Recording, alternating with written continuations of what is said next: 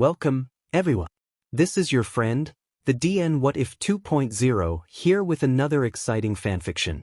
Today, we're diving into the story of What If Deku Was Your Local Guardian Ghost? If you enjoy this video, don't forget to hit that like button and subscribe for more fanfiction content just like this. Now, let's get started with the fanfic.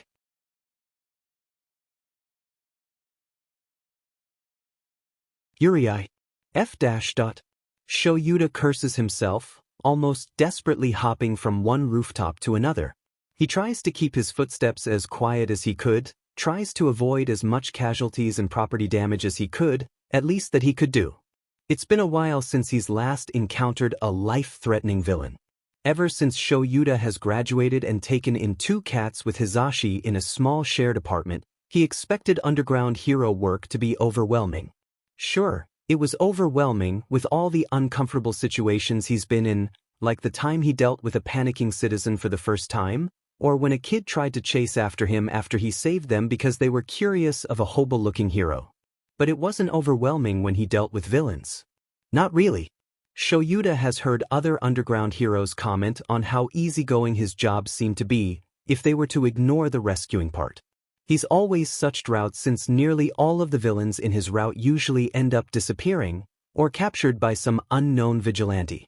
If he's guessing, he'd say that it's too much of a coincidence. Why would the vigilante turn up everywhere he goes, anyway? They call it a blessing, someone guarding Shyuda. Shyuda calls it a mystery, he wants to figure it out. Right now seems to be a different situation.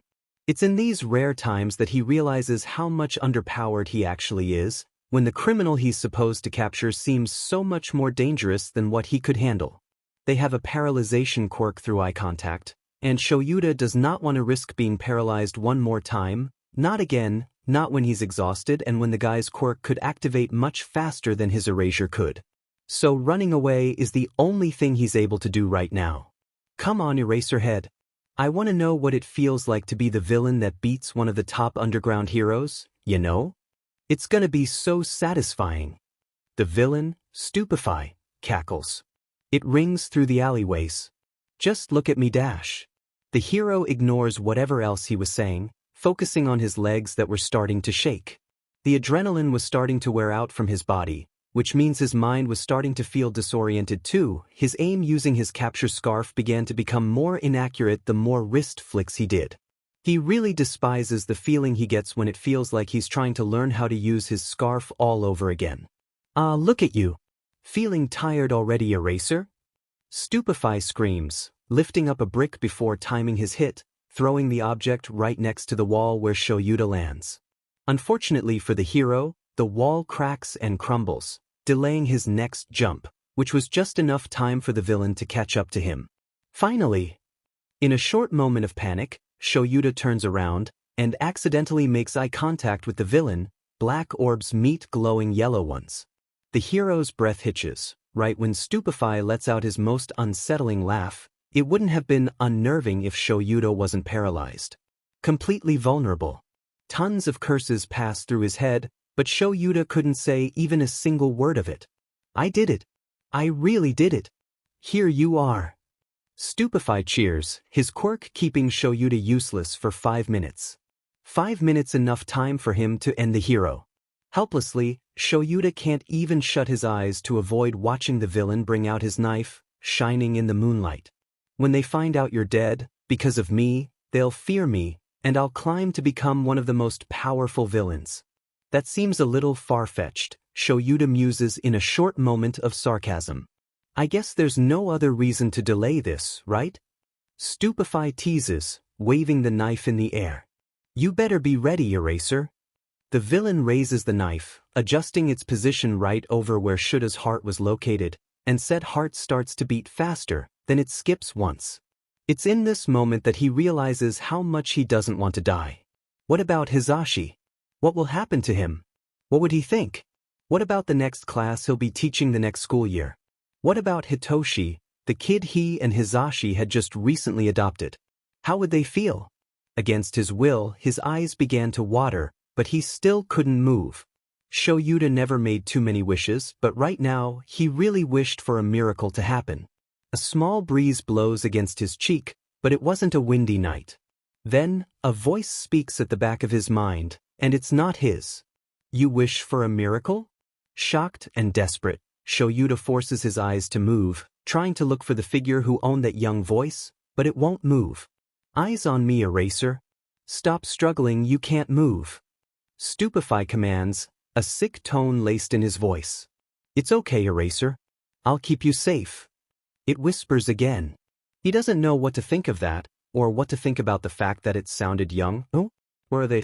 He doesn't know what to think about that moment when a gray blur suddenly phases through his vision, blocking his view of Stupefy. The villain lets out a strangled noise, shocked at the sudden interruption. Stupefy tries to speak, but the blur immediately clears, showing a small figure that's wearing something like a Halloween ghost costume, though he couldn't get too many details since the figure had their back against him. The dirty white-colored cloth draped over them faintly moving as if wind was passing by. A passing thought crosses through Shyuda's head. Is this the vigilante they're talking about? A brat, playing hero? Stupefy laughs, and Shyuda couldn't help but agree a little. It's too dangerous for an absolute kid to play hero, or vigilante. In a situation like this, even he couldn't escape Stupefy's quirk. He wants to scream, get away. Call help instead, please don't bring yourself into this mess, but he can't. Not when he's still paralyzed, totally defenseless. The kid seems to be oblivious by the fact that he could die any minute. Shyuda doesn't want to go thinking that he brought a victim to die along with him. I'm gonna let you go right now, kid. I usually don't let even brats like you off the hook. But since I'm extra excited today, I'll give you a chance. Stupefy gloats, a giddy shine in his eyes. Or do you want to die playing hero too? Shyuda really wants the quirk to wear off right now, because he won't just let a kid die in front of him. He would never want that. The kid seems like he didn't get the hint, because he's still standing there. Stupefy looks like he wants to laugh and scream at the same time. You're a really little dumb dash. Shyuda barely registers when a sharp sound of a WHP was heard. Out of nowhere, the kid in front of him was pulling out a scythe, of all the weapons. He doesn't know how to feel if the vigilante is really into the hero Ghost Reaper role, or if the scythe was actually real, or how the kid knows how to handle a scythe. He doesn't know which of the three he would prefer the most. Shyuda doesn't want to think about it. Despite how large the weapon was, the kid seemed to swing it around so easily, which concerns the underground hero even more. Sure, he appreciates a vigilante helping him out, but he really doesn't know what to feel when the vigilante is a kid, nearly a teenager. Stupefy yelps, deactivating his quirk on Shyuda, letting the man leave his paralyzed state. Immediately, the hero springs into action, about to pull the kid away. Stupefy's eyes glow yellow once again, directed at the ghost kid in front of him. Shyuda tries to call. He tries to pull, but his hand passes through the kid's arm. He seemed unfazed, still holding the sharp end of his scythe right at Stupefy's neck. Even the villain's quirk didn't work on him. What? Why is it not dash? Stupefy tries to speak again, but Ghost Kid just pushes the scythe deeper. Shyuda immediately erases the villain's quirk, not wanting to take any chances, even if it's obvious that the child wasn't affected by his quirk. Is this his quirk, perhaps? Leave my person alone. The kid speaks for the first time in a while. My person? Shyuda shakes his head. Whatever. I can still fight without my quirk. Stupefy tries to escape, but Shyuda quickly wraps the man around using his binding scarf, using every last drop of his strength to keep it tight. The kid swings, enclosing the curve of his scythe around the villain from behind his neck. I don't know if you're the vigilante or whatever, kid, but I'm gonna have to bring you with me and we'll talk. Shyuda says, finally taking a look at the kid's face. What? Shyuda tries not to let a gasp escape through his mouth, staring at the child in front of him with building uncertainty in his guts. There's a large scar on the kid's right eye, from his forehead to his cheek. He clears his throat and tries to ignore the sudden wash of coldness settling on his body. He turns back to the villain captured in front of them. Let's get out of here, Shyuda mumbles, tugging onto the scarf to fully lift the villain up. Whoever you are, I suggest you come with me and keep this peaceful. The kid doesn't move his scythe, but turns his head towards the hero. Innocently, he says, "I've always been with you, Eraser." Now isn't that reassuring? The underground hero turns to the kid, an incredulous and unsettled look on his face.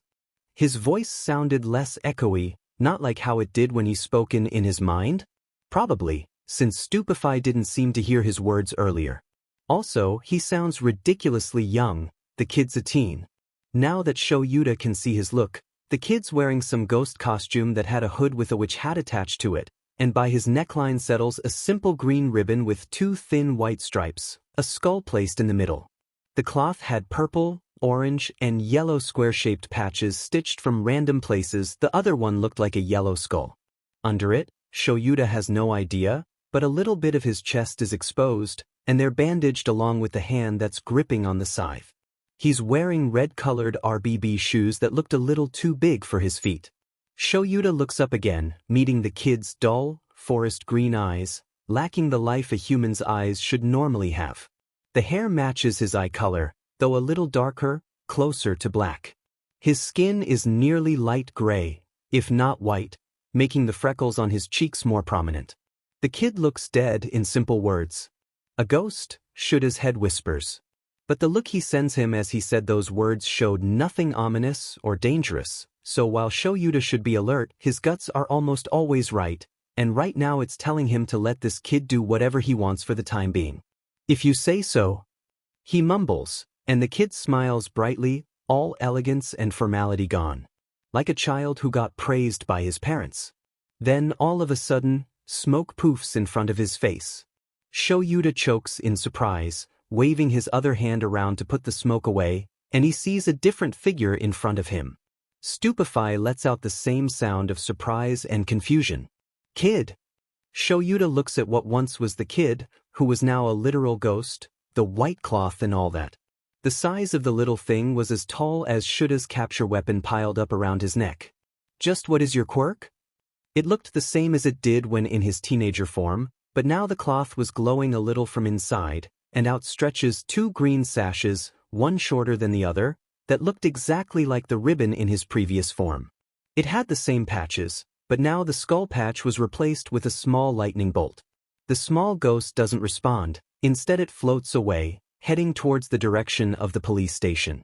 Shyuda huffs a breath, shooting a short look towards the villain before pulling his phone out to dial the police department to bring in some officers to take the villain in. He watches the small ghost stop a few meters away from him, finally noticing that he was leaving the rooftops alone. It turns around to look at the hero expectantly, staring at Shyuda with a look that clearly asked, "Aren't you coming?" Shyuda raises a hand up to signal for him to wait, and surprisingly, the ghost does. Once Shyuda puts the phone down, he rips a zip tie from his pockets and quickly detains the villain from moving away, the ghost still waiting in the corner of his eye. Then he starts hopping on the rooftops all over again, catching up with the little thing. The ghost does a little satisfied wiggle before turning around to continue floating away. Shyuda finds it oddly endearing. It doesn't take too long until they leave Shyuda's route and reach the police department. The underground hero takes note of how the police don't seem to be noticing the small ghost floating just beside him, occasionally peeking over some police officers' shoulders, curious of the files they're holding, before lingering on Sansa, who doesn't seem to be doing anything interesting, so Shyuda assumes the kid likes cats in general. Fantastic, really. The said officer turns his head and meets the hero's eyes. Eraser head. He greets. Shyuda just nods, a little distracted at the ghost spinning on the cat's head. "Is Tsukachi available?" Shyuda asks. "Yep, on his desk. As usual." "Is it a new case?" Sansa asks. "No. It's about the vigilante that's been following me." He answers, nodding again before turning away, hoping the ghost would follow him. He lets out a huff when he feels a breeze against his arm, and in front of him the ghost floats, still in the tiny ghost form. He's done questioning everything at his point. When they arrive at Tsukachi's desk, the detective is already sitting there, eyes focused on the screen in front of him, typing a few words or more. He sees Shyuda and hums as a greeting. The underground hero accepts it. Shyuda notices that no one could really see the ghost just settled on the detective's desk, watching him work as he stares at the screen in wonder, as much wonder as you can see in black cartoonish eyes, like Mirio's. Are you busy? Shyuda asks. Just about to finish this file. Do you need anything? Tsukachi asks, clicking his mouse a few times, before lifting his gaze from the monitor again. Well, Shyuda lets out, staring at the ghost on the desk. It stares right back at him, wiggling a bit before floating towards the ground. Tsukachi stares in confused anticipation, but Shyuda ignores him, focusing on the ghost as the sound of whirling wind blows, accompanied with the ghost's transformation. It's nothing much, the form dissolving into fog before reforming itself into how Shyuda first met him, a teenager. The kid really needs another name. Looks at him with wide eyes and a wide smile, nodding his head affirmingly. Shyuda sighs. The vigilante finally showed himself to me during my encounter with Stupefy. I'd like you to meet him. Tsukachi straightens up a little. What do you mean? How did it happen? Exactly how I said it. He stood in front of me to block me from the villain. He's here right now. It's better to ask him because even I have questions. He explains. Before the detective could ask exactly where the kid was, the kid's teenage form blurs, along with it erupts some green lightning, zapping from here and there.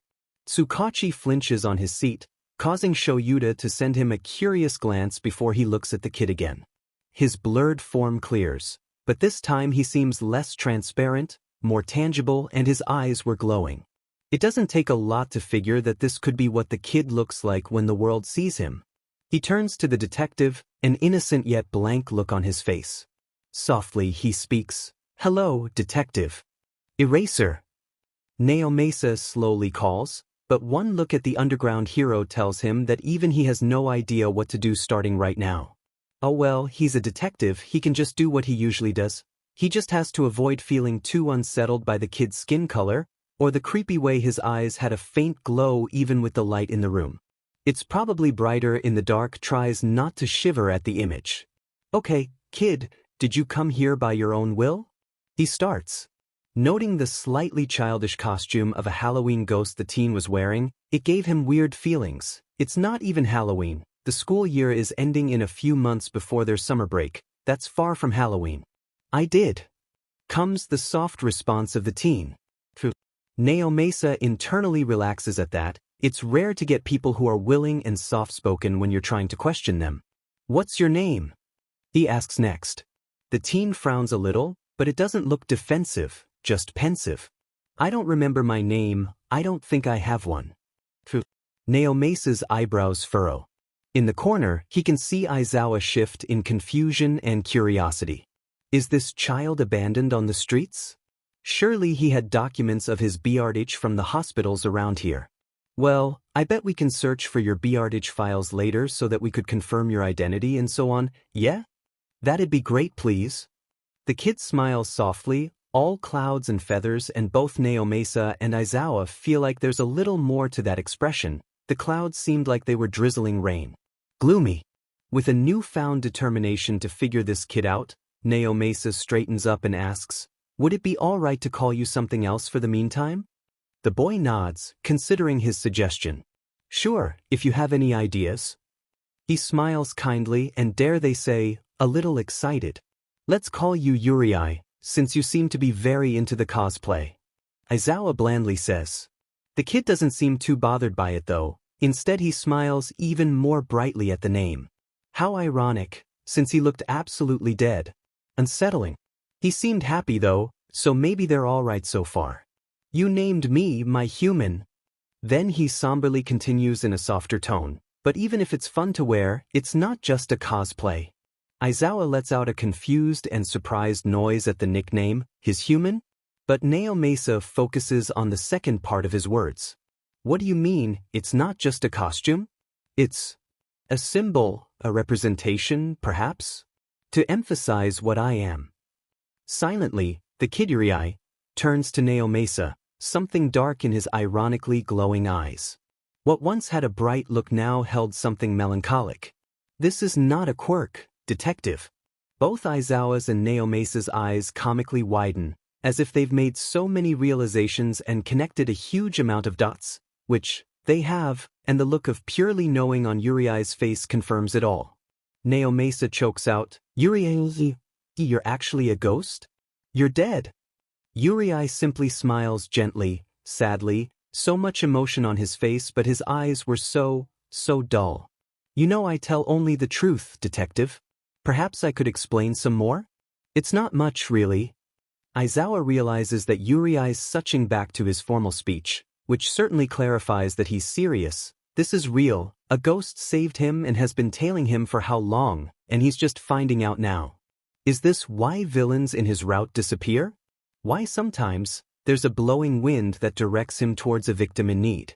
Unaware, or probably aware, of the two other men's dumbfounded silence, Yurei continues speaking.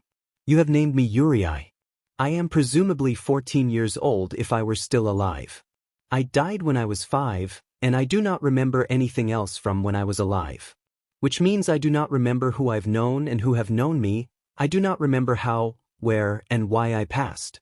I do not know why I am the only ghost roaming around, and I do not have anything I want to accomplish. I've been following Aizawa Shyuda since he has saved and taken in the little kitten I used to take care of, and eventually I had also taken a liking to him. Yurei pauses. He is now my person, my human. I swore to myself that I shall never show myself to him, but should the time ever come where his life is in serious danger, I would reveal myself and start guiding him not just as the unknown spirit I used to be, but as an invisible companion he could count on. Finishing his speech, knowing all of his statements had rang true in the detective's mind, Yurei smiles at the both of them, the hint of something akin to mischief making his eyes glow just a little brighter than it previously did. And here we are. Don't worry, after all, I'm already dead. You have nothing to worry about with me. Aizawa's eyes land from Yurei to Naomasa, silently begging for denial, or a confirmation. He doesn't know which one he wanted to hear more. But it didn't matter, because Naomasa looked at Yurei like he'd seen a ghost, and no other confirmation was needed to prove Yurei's words were the truth. Naomasa slowly inhales. He's not lying. It's all true. Shyuda tiredly drags himself from the fire escape staircase, trudging over to the window of his shared apartment with Hizashi. Yurei quietly floats from behind him, staring at him with those black orbs. He's in his little ghost form again. It looks like a balloon floating by itself beside the underground hero. Shyuda figured Yurei couldn't speak when he's in that form, so he doesn't expect any answer when he speaks. You're gonna have to show yourself to Hizashi when he comes home, are we clear? Yurei does an affirming wiggle, his ribbon stashes swaying along the motion. Then he poofs into his teenager form before responding properly. Of course, Shyuda. Shyuda feels a little weird with the kid using his first name, but it's not that bad. Perhaps it's understandable since he's been trailing him ever since. Ever since when? The underground hero simply asks the question as they slide through the window, but all Yurei says is, let's wait for Hizashi before I answer that. And didn't he say he's been following Shyuda ever since he's taken in the kitten Yurei used to take care of? Which kitten? It's been years since he and Hizashi took in the rascals, but does that mean their cats could see Yurei, too? Is that why they just stare at the empty space from random times? Shyuda, calm down, I said questions later. Yurei interrupts his internal rambling. He acts like a child, looks like a teen, but speaks like someone who's seen everything when he goes formal. Isn't Yurei just 14? That doesn't mean I can just stop them from coming, problem child. Shyuda grumbles. Yurei rolls his eyes. Then ignore them? He says it like it's the easiest thing ever. It isn't. Shyuda settles on ignoring the ghost as he pulls out his yellow sleeping bag, from where no one would know except for him. He quickly slips inside, placing himself beside the couch, still ignoring how Yurei's floating by his head, staring at him silently. Contemplating. Do we tell So-chan too? I want to be his friend, for real now, Yurei asks, sitting down on the carpet by his head before poking said head. He needs a friend. Wants one, especially someone his age. Yurei, you're literally dead, a ghost. I don't think I want to know how he'll feel about a ghost friend. But I'm still a friend. Shyuda can hear the pout on Yurei's voice. I can be corporeal, like a human. He should still know the truth though. When the hero stays silent, Yurei begins to poke his head even more, even blowing the familiar breeze Shyuda feels on rooftops where the nights aren't supposed to be windy. Come and Shyuda. It's better than you and Hizashi trying to keep me a secret whenever he visits, which is every day by the way. I don't know how he'll handle talking to a dead person, Yurei. Then let's find out. Shyuda groans, it's not that easy. Yurei huffs, crossing his arms. Whatever, you hobo. What's not easy? Shyuda shoots up from his position, ignoring the startled yelp from Yurei as he stares at the doorstep. There stands his husband, Hizashi, wearing his casual outfit and carrying plastic bag in his hand, the other holding on the doorknob. Who were you talking to, Sho? Hizashi asks, confused and concerned. Great, now his husband thinks he's going crazy. Oh well, Yurei looks at the hero. Should I just? Shyuda sighs, holding a hand up for Yurei to wait. It must look weird to Hizashi, watching his husband communicate with air. So Yurei can also control who can hear him? Zashi, Shyuda breathes out. You're gonna have to meet someone. Oh. Hizashi perks up, proceeding to slip his shoes off before walking to the living room, dropping the plastic bag on the table. That's cool, but why do you sound so pooped about it? Yurei suddenly speaks, because he's always pooped. Hizashi accidentally activates his quirk when he shrieks, Shyuda erasing the quirk to prevent it from activating again, then he glares at Yurei. Who are you? Hizashi cries, still calming his heart down from the sudden scare. Shyuda finds it slightly amusing. That's him dash. I'm Yurei, I don't know my real name so Shyuda named me. You're Yamada Hizashi, also known as Present Mike. Nice to meet you. I'm a ghost. He rambles, small green lightning zapping from his excitement. To see another hero or to finally be seen, Shyuda doesn't know, but it saddens him a little when he realizes how long Yurei must have been alone, watching the world go around him without anything or anyone even knowing he's just there. He doesn't have any more time to dwell on it though, because Hizashi suddenly lets out a small squeak before his eyes roll back, then he passes out. I didn't know he would pass out. Yurei panics, looking at Aizawa then back to the unconscious hero in his arms. Shyuda, I've never made anyone faint how dash. Calm down, he'll wake up, Shyuda sighs. We'll just have to wait. Help me out. Right, yeah, okay. Yurei mumbles before letting himself become tangible, arms reaching out to lift Hizashi's legs and carry him on the couch. Shyuda feels a touch of Yurei's fingers, and he shivers at how cold they felt. A short silence falls between the two as they stare at Hizashi for a little bit, then Shyuda decides to let at least one question slip. Why didn't you show yourself to me years ago? You could have done this sooner. Yurei looks at him as if Shyuda just asked something dumb, though he still looked a little sheepish about it. Shyuda, why would I just show that to a human I barely know? I just stayed with you for Coco or Brick, that's still a dumb name by the way, and thought that if you didn't take care of her properly I would have just taken her back and disappear. Then you turned out to actually be a good hobo, so I just told myself I'd protect you from everything, 'cause you're a great person and a great hero and dash. Yurei suddenly stops talking, looking at anywhere but Shyuda, almost like he's embarrassed of admitting it. And it's like about Sochan, I was scared you'd push me away if you thought I was creepy or scary or something, so I decided that I'll just reveal myself when you're almost dying and that happened so, but you didn't actually push me away even though you were wary of me and now I feel less scared about revealing myself to Sochan and Hizashi, 'cause they trust you and you're tolerating me so if you tolerate me and they trust you then they'll probably tolerate me too? Shyuda stares at the ghost in front of him for a few moments.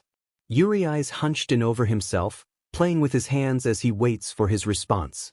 He lets himself think carefully of the ghost's words, because Yurei has a point, if Hizashi and Hitoshi don't trust him, they trust Shyuda, and they're already as involved as he was, so together the three of them would have to try and figure out Yurei's case.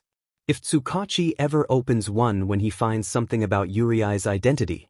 A grumble is heard from between them and they both turn to see it's Hizashi, finally coming back to consciousness. The blonde slowly opens his eyes before he stares at Shyuda, then he stares at Yurei. The ghost simply smiles gingerly, trying not to startle the voice hero all over again. Hizashi blinks. Wait, so I wasn't dreaming. Hizashi whispers, eyes slowly becoming wider. Shyuda snorts. Shyuda, this isn't funny. Are you saying there's a ghost in our apartment? We're haunted? Hizashi shoots up from his position. Yurei looks concerned.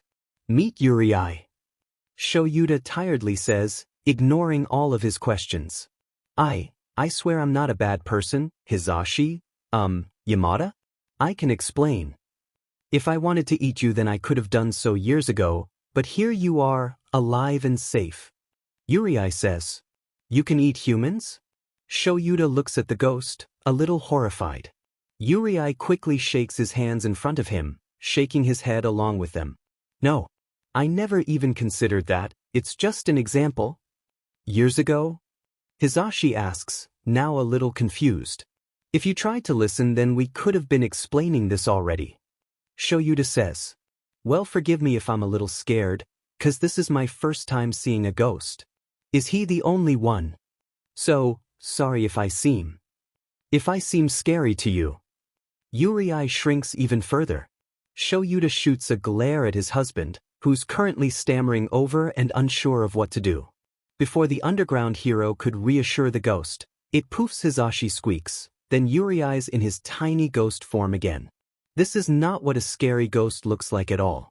Yurei floats behind the armrest, hiding himself from the two heroes. Kid, Hizashi's just processing, he's not scared. I know you won't hurt us.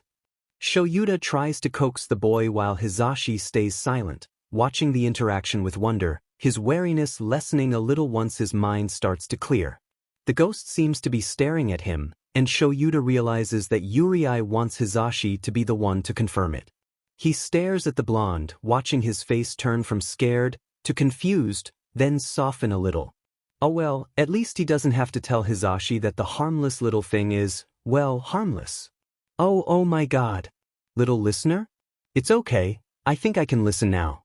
I'm sorry about that. If Sho trusts you then there's no reason to be wary now, right? The living room stills in silence, both of the humans waiting for the little ghost to leave from his hiding spot. Upon seeing Hizashi's understanding eyes, Yurei slowly floats away from the armrest and back on the couch. It floats right in front of Hizashi, slowly and carefully, then bumps his head gently on the voice hero's forehead. Shyuda hides a small smile when he watches Hizashi shiver and melt, completely taken aback from the ghost's gentleness. Oh no, why did I feel scared in the first place? You're the cutest little thing I've ever seen, Hizashi softly coos, cupping the ghost with his hands. Yurei does a small little wiggle, a little shy, and the hero turns to Shyuda with fresh tears in his eyes. Sho, did you see that? He wiggled. He can't communicate when he's in that form, so he does that if he's happy, I guess. Confirming Shuda's words, Yurei does another wiggle. Do you feel comfortable enough to change back to a teenager, Yurei? Yurei answers by floating down to the carpet before his form blurs like a fog. Green lightning erupts from the smoke as it turns bigger, and when it clears, there once again stands Yurei's teenager form. He still seems a little shy, but the awe in Hizashi's eyes makes him smile. Okay, now that we're done with that dash. Holy shit, I knew it. Hizashi activates his quirk again, muffling out Yurei's yelp. Weren't ghosts supposed to be the ones scaring people? Maybe Yurei's too kind for that. Shyuda instinctively activates Erasure and directs it at the intruder, who suspiciously turns out to be a certain purple-haired boy clad in his middle school uniform with a phone out in display. I knew I saw you before. You were talking to Brick in the kitchen once and you disappeared right when I called her. I knew this place was haunted. So-chan? I mean Shinso. Yurei stutters, looking at the two other heroes, confused of the teen's reaction. Hitoshi raises an eyebrow at the nickname. Can we please go on without getting interrupted? Hitoshi, you don't seem too shocked about this. Shyuda says, amused. Hizashi gasps. You knew? I'm not really shocked, but no, I didn't know. It's just dash, Hitoshi points at Yurei. He's the reason why Brick meows at the wall. He's also the reason why I hear whispers every time I ramble to myself. I thought I was going crazy. Oh. Yurei blushes, which is weirdly green instead of red or pink. I guess I get carried away and blow my cover sometimes. This is a mess, Shyuda interrupts. Hitoshi, sit down and we'll finally talk about why he's here and what's gonna happen from now on. We're keeping a ghost? Cool. More like I'm keeping the three of you, Yurei mumbles, the shyness starting to fade away once more. No one's keeping anybody. We're all independent people. Hizashi chides gently. Except I'm actually dead, I don't think I count as a person. Yurei says. Everyone blatantly ignores Shyuda as he quietly groans with a hand on his face, and Hitoshi speaks. Wait, is it okay to ask how you died? Is this a quirk? I don't think I have an answer for that, because I don't remember, but I could tell you this isn't a quirk. Or it might be one that activates after death, since I've never met any other like me. Yurei answers. I really don't like speaking with formality like how I did with Tsukachi earlier. I should probably drop that. You should. Shyuda deadpans. Well, Yurei inhales. Guess we're gonna do this again, huh? Then he smiles. Hitoshi and Hizashi had tried to settle themselves as they wait for the ghost to start talking. Actually, wait, do you dash? Hitoshi tries to speak, but is immediately cut off by Yurei. Questions later, Sochin. The two heroes watch in amusement as Hitoshi turns pink at the nickname before he nods his head silently. Yurei simply smiles softly, sitting back on the armrest before speaking. Where do I start? I guess I'll tell you I'm Yurei, and that's not my real name, 'cause I don't remember it at all. I do remember that I died when I was 5. Hizashi and Hitoshi seem mildly horrified at that part. And I was probably 7 when I've been trailing around heroes before I met Coco. Or Brick, but I still call her Coco. Anyway, I met her in an alley while I was just a wandering soul. I started to take care of her until Shyuda took her in. That was probably when they were a few years into hero work, and I wasn't actually planning to stay with Shyuda and Hizashi until I saw how kind they were to Coco. So you could say you started to grow on me. Yurei pauses to gather his thoughts, because ghosts don't really need to take a breather, then he continues. Then you met Sochan when he was around 11, which means I was also 11, and I noticed how he seemed to get bruises after Shyuda met him, so I kind of followed him? Unbeknownst to the two heroes, Hitoshi's eyes widen at the discovery, looking like he just realized something big, although he still decides to stay silent. Yeah, and then I saw his bullies planning to ambush him on his way home, so I may or may not have scared them? Yurei scratches the back of his neck. That's why nobody bothered me for the rest of the school year. And the years after that. Hitoshi says, mouthing up. Yurei smiles brightly at him. Yeah. I also did it every start of the school year so they could leave you alone. I'm so glad it worked. Wait, so that means you know my quirk? Hitoshi suddenly stops talking, staring at Yurei with confusion in his eyes. But, listen, Sochan, Yurei rolls his eyes, they sek, and quirks are only villainous if you use it to do villainy things, and you don't, so your quirk isn't villainous. He says it like he's teaching a kid the color red, which he kinda seems like it. Aizawa does an approving little nod while Hizashi lets out a hum of agreement. Even a ghost gets it. The voice hero exclaims. Yeah, I get it alright, but anyway, continue please? Hitoshi shyly dismisses. Oh right. Then after that I told myself I'd just show myself when Shuda's nearly dying, so here we are. Hizashi yelps in confusion and worry while Aizawa groans at the poorly explained situation. Hitoshi just stares at his dad with an incredulous look. Wait, I meant I was gonna do that to save him and eventually reveal myself, because I'd rather risk him pushing me away after seeing how creepy I was than risk him dying. So, yeah, he trails off to silence, and then it continues when no one tries to say anything. Yurei chuckles awkwardly, waving his hands around. It's funny how this whole thing is one-sided, but it is what it is, you know.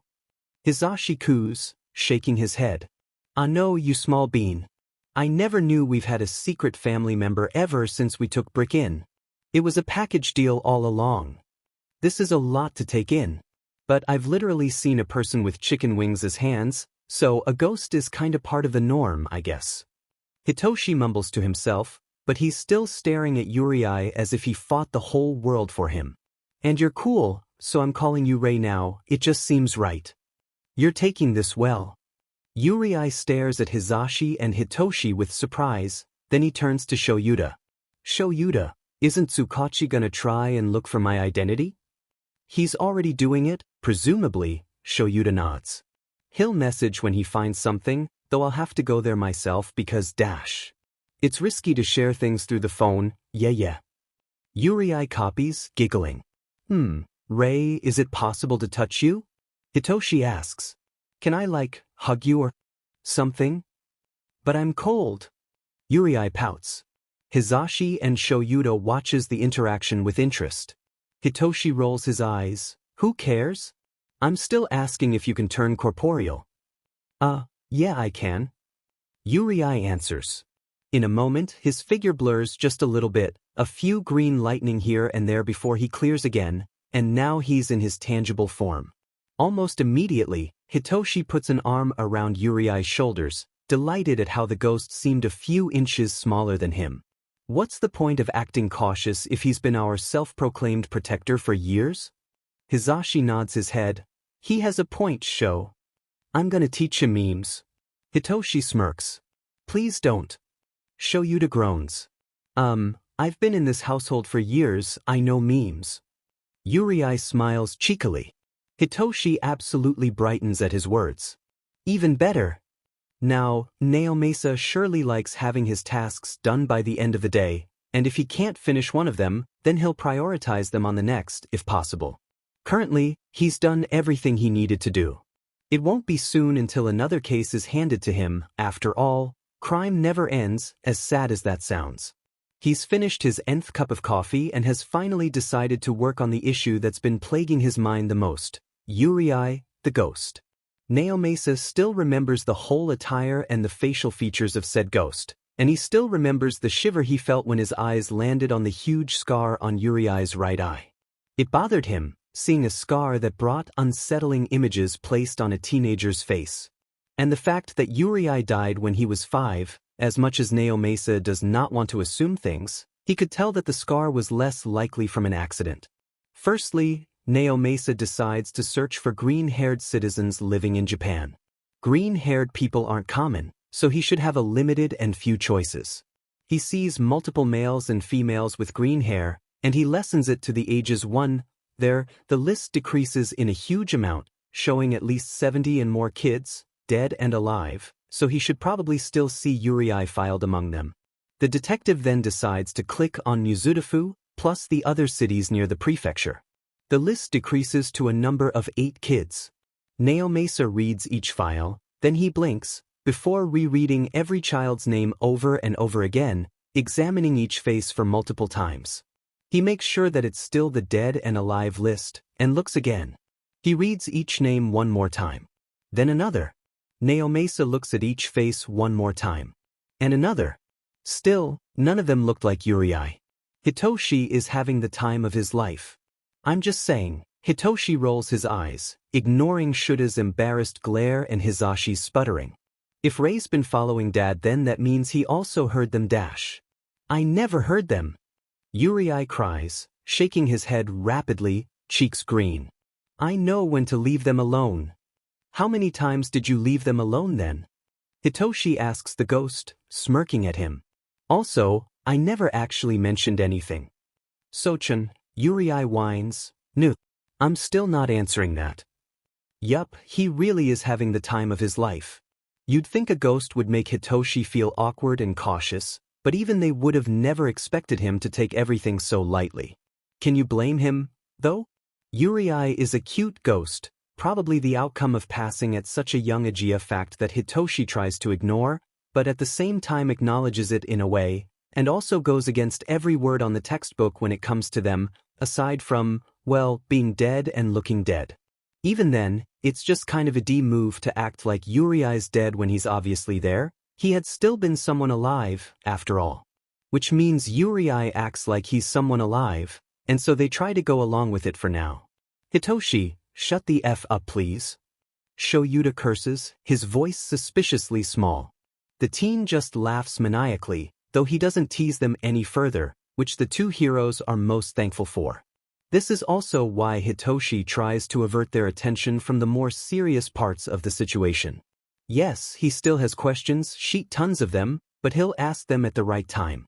Can we ask Yurei a different question? Hizashi tries to speak. Hey listener, do you have a specific time when you follow each one of us? Yurei hums, willing his green. They still have no idea why it's green. It's another question in Hitoshi's so-called Yurei Q&A cheeks to turn back to gray. Not really. Since your schedules are mostly random, ISWCH from person to person. These days though, since Shyuda just expelled his whole class, I decided to only follow him when he's on patrol. Which means I still check up on him, but I mostly SWCH from Hizashi to Sochan, though I stick to Sochan more to keep the bullies away because I know Hizashi can handle himself at Yui and at the radio station. Is it not tiring? Shyuda asks. I'm dead, remember? Yurei chuckles. I don't get tired.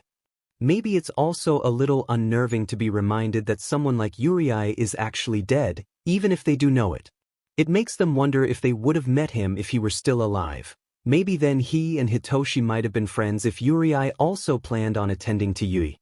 Surely Yurei also dreamed of being a hero, right? Shyuda and Hizashi end up sharing looks, clearly saying that they were thinking of the same thing. Hitoshi looks more somber now, the mischievous smirk on his face long gone as he seems to be in deep thought. Yurei notices the change in the mood, and now he's confused. Did I say something wrong? He asks softly. Hitoshi neither confirms nor denies the question. How do you exactly feel about being? You know. He asks, waving his hands around limply. Oh. Yurei perks up. Well, I don't really know, honestly. I woke up like this in my original form, which I don't really want to show to you, and I didn't know anything and I had to figure everything out as a ghost. So, I guess I'm kinda curious of how my 5 years of life was like, 'cause why wouldn't I?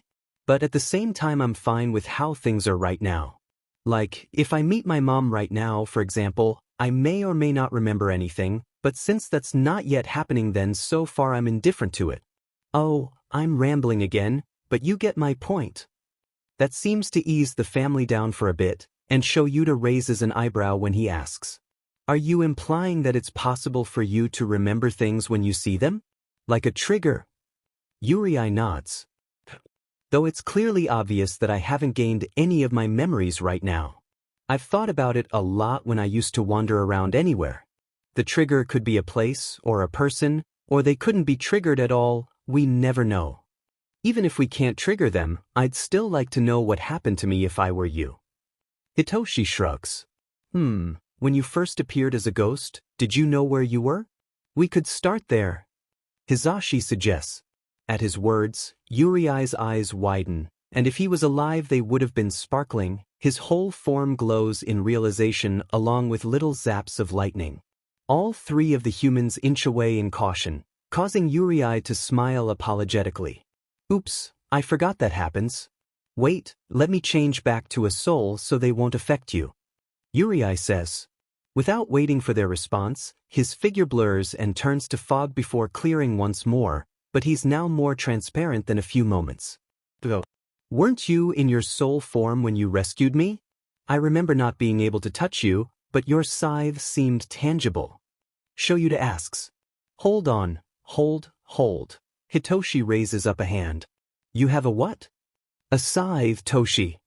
Hizashi gently repeats. Then, his eyes widen before turning to Yurei. You have a scythe? Yurei lets out a loud giggle. What about it? I'd show you, but it's gonna get cramped in here. Also, why do you act like I have such a weird weapon? Doesn't Nemi-chan have a WHP?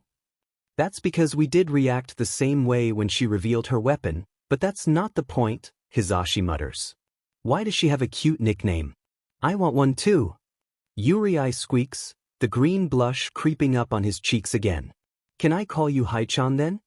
Hizashi just outright cries at the question, startling both Hitoshi and Shyuda, but they really don't find themselves surprised anymore. The voice hero tries to hug Yurei, forgetting that the ghost wasn't tangible at the moment, so he lets out a sound of shock and confusion when his hands go through the teen's figure. Yurei just ends up laughing again. That seems a bit different from his name, Hitoshi hums. But he accepts anything from cute things, I guess. We're getting distracted. Shyuda grumbles. Oh right. Yurei says, poking Hizashi's cheek, even if his finger goes through said man's cheek and ends up making it a cold spot instead. Hizashi appreciates it all the same, anyway. Actually, about that, it's harder to make myself tangible while in my soul form, so I avoid it most of the time and turn to my, human form. If I want to make myself tangible, it's to spend less effort trying to maintain being a soul and being touchable at the same time. It's also way much easier to control who could see and hear me though, so that one's not really a problem for some reason. Nothing makes sense with you at all, Hitoshi muses. That's a compliment, by the way. I really don't see how it is, but thanks, So-chan. Yurei smiles widely. A random meow suddenly echoes in the hallway, pausing the conversation for a moment.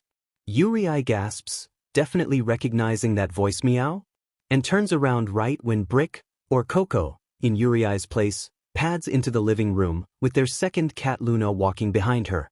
Coco baby. A baby calling another baby? So weird. Hello love. Yurei coos, putting a hand on the cat's head. It doesn't do anything more than leave a cold spot on Brick's head, but the cat purrs, obviously content with the feeling. Will my phone capture him? Does that work? Hizashi whispers, whipping his phone out to open the app. He gawks when Yurei doesn't appear on the screen, not a trace of the ghost at all. This is so unfair, Sho. Do you see this? I see it, Hizashi. Shyuda grunts, seeming dissatisfied with the result as well. He can't even say they were getting distracted again, because honestly he'd rather watch this interaction than return to the matter at hand that makes him feel tired just when he's thinking about it. Unfortunately, someone still has to bring the subject back up, because it's almost but crack in the morning and they need sleep. Even the ones who rarely do. I really don't want to ruin the moment because that's just cute, but Rei-chan, can I call you that?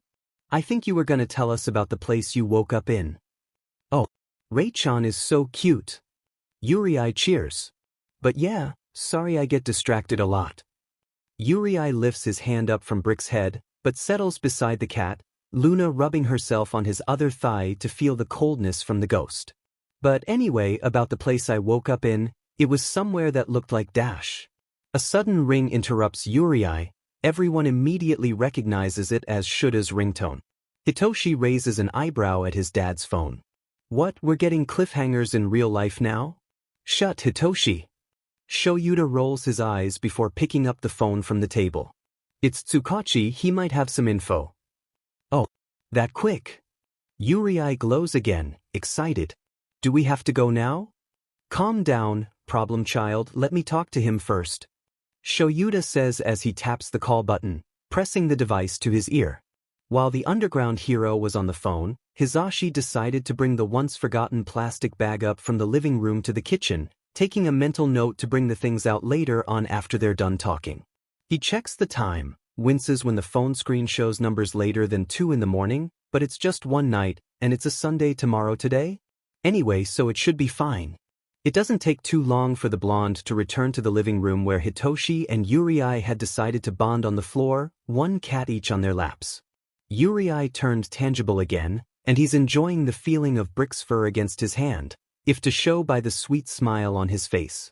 Hizashi wonders if the camera would capture the ghost now that he's in his tangible form, so he WHPs his phone out again, and jumps in happiness when the camera does include the ghost in, although he looks a little transparent, and his eyes are glowing green. In the picture, Hitoshi's silently observing the ghost beside him, a look filled with awe and curiosity. It's not every day where you meet a ghost, a good one at that, after all. Hizashi smiles at the two boys, sitting on the couch beside Shyuda as he ruffles Hitoshi's hair, snapping the insomniac out of his thoughts. I thought we agreed that sharing info through mobiles is dangerous. Shyuda mumbles against the phone, but the apartment's quiet, so they all hear his words anyway. A second passes until they hear Shuda's next words. What are you talking about? Why did you call me then? His voice catches their attention even more, because it sounded confused, and a little deadpan. Shyuda perks up then. What do you mean you didn't find anything? What about the whole entirety of Japan? Nothing. Then he pauses, before his other hand reaches out to drag it down on his face. Hizashi gently grabs it, massaging his fingers to try and relax the hero, although he has his own worried look on his face. It doesn't really work, but Shyuda accepts the offer gratefully. This is more serious than I thought. Shyuda mumbles to himself, shooting a glance towards Yurei. The ghost was looking at him with wide eyes, confused and concerned. Hitoshi pats the boy's cheek, whispering at him not to worry, but even he was feeling suspicious about the ideas implied through the call. You can just come here tomorrow for the questioning, the whole family already knows everything about the case. Shyuda shrugs, even if he knew Tsukachi wouldn't see. In the afternoon, please. We need some shut-eye. I honestly don't. Hitoshi mumbles, but he spares a look at Hizashi and sees the unusual dark circles on his eyes, and it's during these times when he feels a little thankful that he has insomnia. I don't sleep either, Yurei hums. But you guys need it. I basically can't, not when I want to. Hitoshi chuckles a little bitterly. I know, So-chan, you always surprise me when you walk into the kitchen when I play with Coco. At 4 in the morning. Yurei chuckles. At least I finally know the reason why Brick spins around a certain spot in the kitchen. I really thought she was doing some ritual or whatever. Hitoshi huffs. When Yurei laughs, it's the same time Aizawa ends the call on the phone, turning to the ghost with a contemplating look on his face. Is everything all right, Sho? Hizashi asks. Tsukachi's coming here later on to ask some questions again. I suggest we talk about everything you know with him tomorrow, then, Shyuda tiredly explains. Right now we sleep. We all need it. Do you have anything to do while we're asleep? He continues, shooting a look at Hitoshi before looking at Yurei, beginning to stand up to head towards his and Hizashi's shared room. I wander around the night, since it's kinda creepy to just watch you all sleep. And Coco ignores me after she's satisfied with the pats. Yurei shrugs. Hitoshi snorts. That definitely sounds like something she'd do. Are you saying you patrol at night? Shyuda asks. Yurei nods quickly with a reassuring smile on his face. If you could call it that, it's not like I'm in any danger, anyway. There are only a few crimes when everyone's asleep, so it's more on just me floating around. The underground hero nods in approval, before he sighs. Please look after yourself, we can't have you disappearing now, can we? Stay safe, little listener. Hizashi smiles. I don't care that you're dead, come back here in one piece at 5, I'll be awake then. Hitoshi squints his eyes at the ghost, before patting the boy's head. It's cold, but his hair's fluffy like he imagined. Yurei giggles in glee, nodding his head. His figure blurs before turning more transparent again, phasing through the three humans along with Brick and Luna, causing everyone to shiver. Of course I will. Good night, So-chan, Hai-chan, Sho-chan. He's oblivious to Hizashi's coos along with Hitoshi's and Shuda's soft looks as he proceeds to pet Luna and Brick for the last time. Bye-bye, babies. He gently greets. In a split second he disappears, leaving behind a spot of fog and green lightning, and in a few moments it also disappears, as if Yurei was never there at all. Hizashi squeals before poking his husband's cheek. He called you Sho-chan. He called you Sho-chan. Hitoshi cackles when Shyuda simply rolls his eyes, although he does seem a little pinker than usual. I'm tired, Shyuda grumbles to himself before walking towards the bedroom. Sleep well, Dad, Pops. Hitoshi quietly greets before entering his own room, not shutting the door until he hears Hizashi's greeting back. Yeah, well, maybe they're acting too natural considering what's happening, but they have a feeling that they really don't have any other choice here. Yurei definitely took all of them in, they just never knew. The ghost floats freely along the wind, aimlessly looking around and focusing on any noise that could indicate danger. Yurei reflects on the previous moments before this, and he finds himself smiling in relief and happiness. His eyes burn, he probably would have been crying if ghosts could weep. Everything that just happened still feels so surreal. Images of Hizashi's smile, Hitoshi's smirk, and Shyuda's unbelievably deadpan but fond look flashes through Yurei's mind. The family he's been looking after had actually accepted him. Sure, they were shocked at first aside from Hitoshi, but Yurei's not complaining, but they eventually decided to trust him and even went so far as to let him give them their own nicknames. Yurei giddily spins in the air, bolts of lightning erupting from his slightly brighter form. The smile on his face wouldn't drop, and it doesn't feel like anything would change it soon. Ever since he appeared as a ghost, he'd never had anyone else to talk to him aside from cats, and even that wasn't enough, despite how cute and fluffy they are. Yurei spent the past 4 years before he met Shyuda sitting around alleys with nothing but cats and doing a lot of people watching. Of course, he tried looking for the place he woke up in, assuming that's where he originally died. But then, something's telling him he shouldn't go alone. Maybe it's a gut feeling, but he doesn't really have those, does he? It might be common sense because there are tons of possibilities, and one of them is absolutely losing his mind when he sees the place where he died, according to fantasy. He could end up hurting someone, and he means hurting them easily. Yurei's aware of the damage he could cause if he simply wanted to, but he doesn't like taking advantage of his abilities to do harm unless he has to. That's also why he's thankful that the family somehow trusts him. It's not that he just used them to discover his past. Yurei's not that eager to know about the 5 years of his life, but they're actually offering. And he's curious, so in a way, it could also help him somehow, so why not do it while he has the option to? His mind wanders towards Shyuda's conversation with Tsukachi a few minutes ago. Something about not finding anything? It makes Yurei feel like he should be worried about that. Did the detective mean he didn't find anything about him? What does that mean? He should at least have a file saying he's deceased, right? Either way, Yurei isn't really concerned that he won't find out anything about his past. He knows Tsukachi and he definitely knows Shyuda. It takes a lot for both of them to give up on a case if it's both of them working on it together. And they have Hizashi and Hitoshi, too. So that's nice. Yurei could also help by telling the detective about the place he died in. After that, it'd be a whole lot easier for them to find something about him. He doubts it's his body, though. It's been years after all. The early hours of the morning passes by as Yurei spends his time wandering around and stopping at least 2 criminals from causing problems along the dark. He's satisfied enough that he nearly forgets one last thing and only remembers about it when he arrives back at the apartment. A glimpse of Hitoshi's figure making coffee on the counter. Yurei was 5 when he turned to a ghost, and sure, he remembers how the place looked like, or the vibes around it. But he remembers there being people, he just can't remember how they looked and who they were. Good morning, So-chan. Yurei greets as he phases through the purple-haired boy, causing Hitoshi to shiver. Yurei just giggles. Morning, Rei-chan, Hitoshi grumbles, finally finishing making his cup of coffee before taking a sip. He sighs when he feels the burn on his tongue. Don't ghosts need sleep?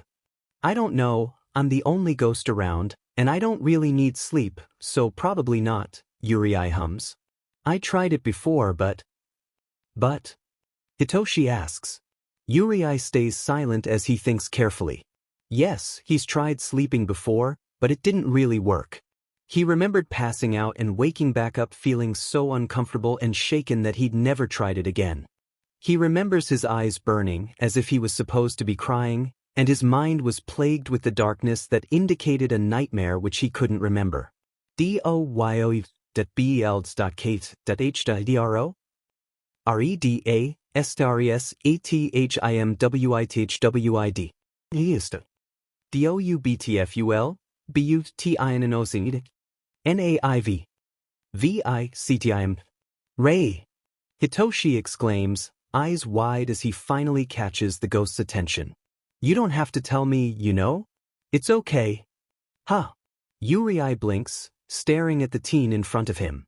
Hitoshi flinches as they made eye contact, which confuses the ghost even more. What's wrong? Hitoshi dumbly says. You kind of flickered. And, your eyes glowed brighter and everything, not in the cool way. You looked, haunted? Oh, Yurei whispers. I never knew that happened. Well, anyway, I guess I'd have company if we both don't sleep, right?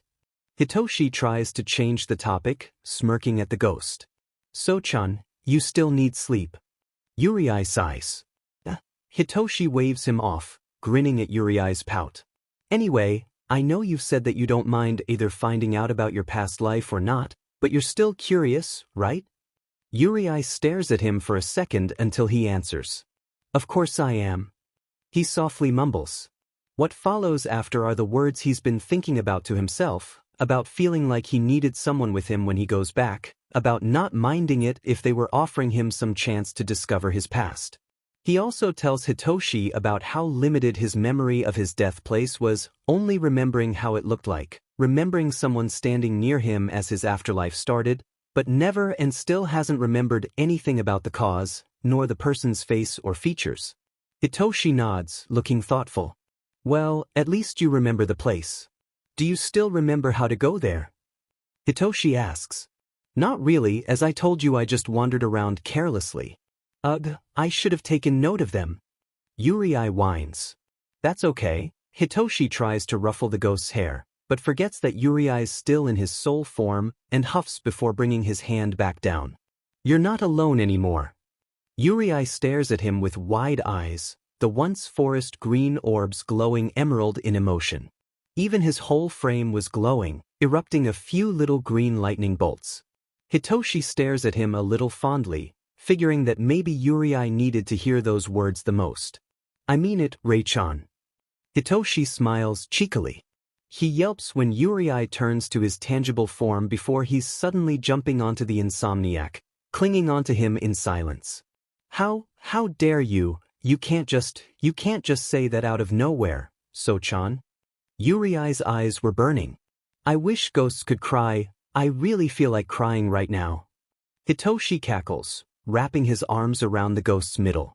I feel like you'd be bawling already if you weren't a ghost. So emotional.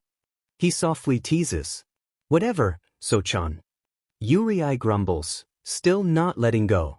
Hitoshi doesn't find anything wrong with it. The ghost was light anyway, and instead of the coldness unsettling him, it ends up grounding. They end up staying like that in the kitchen, but Yurei now shifts a little, so he's still trapped between Hitoshi and the counter, his face into the crook of the insomniac's neck, arms now wrapped around Hitoshi's waist as he settles between the boy's legs. The purple-haired boy simply continues sipping on his coffee as he scrolls on his phone, taking advantage of the extra height on the stool to lean his cheek on Yurei's bushy hair. If the married couple walks in on them and they make eye contact with Hitoshi, the insomniac silently warns them not to startle the ghost, completely ignoring the fact that they're cuddling in the kitchen. Yurei gives good ghost cuddles, sue him. Good morning, listeners. Hizashi greets gently after snapping more than a dozen pictures of the scene, still in his sleepy haze. Good morning, Hai-chan. Yurei mumbles, words still muffled into Hitoshi's neck. Morning, Pops. Hitoshi greets. I already made coffee for you both, just reheat them. Shyuda grumbles something incoherent that was probably supposed to sound like a thank you before grabbing one of the cups and putting it in the microwave. Hizashi ruffles both Hitoshi's and Yurei's hair, smiling at them. Yurei lifts his head from his hiding spot and smiles even brighter, something ironically warm pooling up where his heart would have been. Get ready, what time is it anyway? Shyuda asks. 10:39. Hitoshi says. Oh, can we just order food? I really don't feel like cooking today. Hizashi says. I don't really mind, Shyuda answers. The voice hero nods before getting his phone, dialing the fast food resto they usually order from. Shyuda turns to Yurei. Do you eat? No? I don't feel hunger, Yurei shrugs. So I haven't tried it yet. I could have done it before, but stealing just feels wrong. Well, at least this ghost has morals. Shyuda mumbles to himself. Yurei chuckles. All right, I've ordered. Hizashi cheers. For the meantime, we should probably tell Tsukachi he could come earlier? If that's all right with you, ghost listener. Ghost listener, really? Hitoshi deadpants. Yurei ignores the insomniac and nods. That's fine, Hai-chan. I'd honestly like to get this done sooner. All right. Shyuda says before pulling his phone out, sending a quick text to the detective. It's not too long before Tsukachi sends a message back. He should be here around 12. Can I train for a while? Hitoshi asks when Yurei finally detaches from him, although the ghost still sticks close to him. Even an idiot could tell Yurei felt the closest with Hitoshi, they're the same age after all. No, don't train with an empty stomach. And didn't I always tell you Sunday is our rest day? Shyuda scolds, tapping his son's forehead, ignoring the semi-pout on Hitoshi's face. Yurei starts to stray away from the two before settling beside Hizashi, giggling at the hero when he stares at his bickering husband and son with a fond look on his face. Hizashi turns to him before pinching the ghost's cheek. They're so cute, aren't they? Have I told you that you and Toshi look like a mini version of me and Shyuda? The teen blushes, shaking his head slowly. Hizashi only smiles. Well, now you know, listener. When the food finally arrives, it brings Hitoshi and Shyuda out from their small bubble. They all settle down to eat their brunch while Yurei gets the cat food to feed Luna and Brick to avoid them from snatching any of the fast food deliveries. Tsuki eventually messages the underground hero to inform them that he'd be arriving at around 12, so they all take the free time to get ready and Yurei eventually settles on watching Hitoshi complete the last pages of his assignment. The boy's in his third year of middle school, which means that during the summer he'd focus on training with Shyuda to get ready for the entrance exam in UE.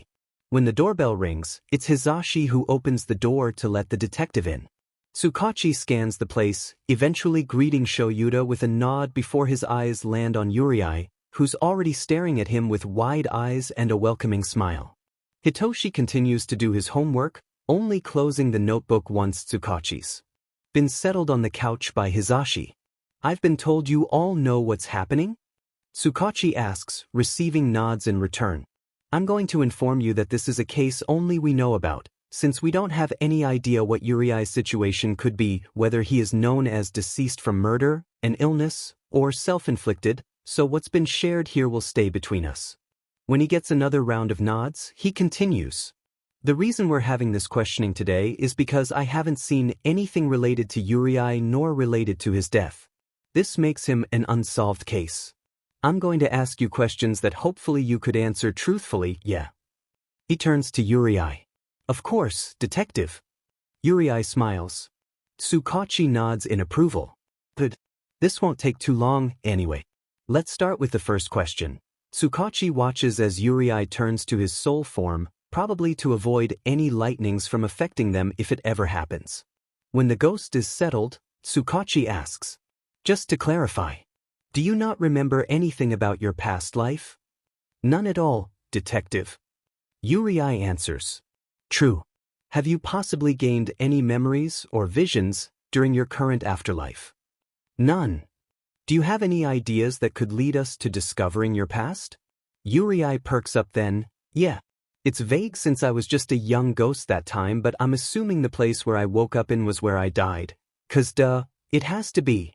And the place looked sketchy enough that it just made sense. Also, I'm telling you it's vague and I do remember someone else being there, like one person, but I can't remember their body shape or their face at all. Is that okay? He rambles. Shyuda snorts quietly when he sees Tsuki's face filled with disbelief, taken aback at the contrast from when they first met. Soon enough, the detective recovers and continues the questioning. Everyone was already paying closer attention to Yurei once Tsuki asks his question. That's okay, can you describe the place? Sure, if a little detail could help, Yurei hums, thinking. The place had. The sound of a flock of crows takes over the apartment, accompanied with the sound of their wings flapping as if they just flew through the apartment room. Hizashi yelps, but even his quirk couldn't combat the loud noise. Shyuda's eyes flashed red and his hair shoots up, alerted as he looks around for any threats. Hitoshi and Tsuki just stares at Yurei with wide eyes, face mixed with realization and horror. Yurei seems oblivious to the reason of their panic, shutting his mouth in alarm, staring at them with confusion and concern. What's wrong? The sound of crows finally ends, the whole apartment stilling in silence. A moment passes with everyone just staring at Yurei as if the ghost had said something horrifying.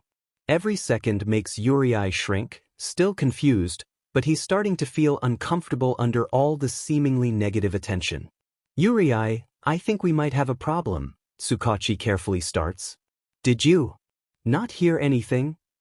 Hear what? Yurei asks, even more confused. Listener, let's try again, yeah? Hizashi asks, an uncertain smile on his face. Yurei looks at everyone who's suddenly straightened up as if they're waiting for something to happen. He just nods, still confused, but fully trusts them that they'll stop him when whatever they're so worried about turns out harmful. He opens his mouth to speak again, in a whisper this time. The place I woke up in, it looked like. Everyone shoots up once more when the flock of crows return, screeching together. They look at Yurei to see him shut his mouth once more, but now it looked like even he could hear it. The ghost pushes his hands against his ears, eyes glowing, the lightning around his form more violent than the previous ones they've seen. Probably. Yurei, calm down. Shyuda shouts, the sound of the crows finally disappearing, but the ghost still seemed so troubled. Just as Hitoshi was about to reach out, Yurei's form flickers, his features changing, glitching. He still has his hands against his ears, shaking his head frantically as if he was hearing something they weren't. Everyone scrambles back to give the ghost some space, waiting for Yurei to calm down, but nothing good was happening. It didn't look like it was about to end sooner. What's happening? Tsukachi exclaims. This never happened before. Hizashi says. His scar. Hitoshi whispers, pointing at the ghost's face. Yurei's form was still glitching, his cloak disappearing to reveal the bandages wrapped around his whole body, from the neck to his ankles. His red shoes were gone, and the bandages were starting to fall apart as if it was loosened. Everyone watches with bated breaths. The bandages that were once clean had red staining them, the unsettling amount of open wounds gushing out some pitch-black thing in almost every part of his body. The biggest one was the huge gash on his front, starting from his collarbones and stretching out to the lower part of his stomach. It was open, and even though it leaked more of the black liquid, no organs were inside, like Yurei was just a container filled with so much of the black goo. The scar on his eye was split open, showing them how it used to look like when Yurei first got it. Listener dash. Hizashi chokes out, so much horror and sorrow on his face. What the F? Hitoshi breathes out, and there were tears in his eyes. The underground hero and the detective were just speechless. Even then, the ghost still didn't hear them. Yurei was still trying to fight whatever battle he was in, his hands shooting up to grip his hair. His eyes were tightly shut, letting out whimpers as he kept shaking his head. DONTSAYANYTHING /BADWO.RDS BADWORDS VDWKRAS DOYOUWANTTOBLI.KE YOURFAVORITEHERZO REDCTD VICTIMD. Yurei lets out a heart-wrenching, distressing scream. Everyone covers their ears and watches as Yurei's form blurs, turning to fog before it becomes smaller. Small zaps of green lightning erupting the clouds. It clears when Shyuda screams his name. The small figure of a ghost bounces on the couch, laying limply on the cushion. The ribbon stashes that were once green had been colored red. Yurei's smaller ghost form lacked the green glow inside him. The black beads were leaking the same black liquid from earlier. Yurei looked like a lifeless doll. It's been 3 hours. 3 hours has passed and yet the same lifeless form laid still on the couch. They have no idea if Yurei could see or hear them, but they've certainly agreed to avoid touching the ghost even if he was visible. The situation was delicate and they're trying to avoid any more damage to the ghost and possibly to themselves.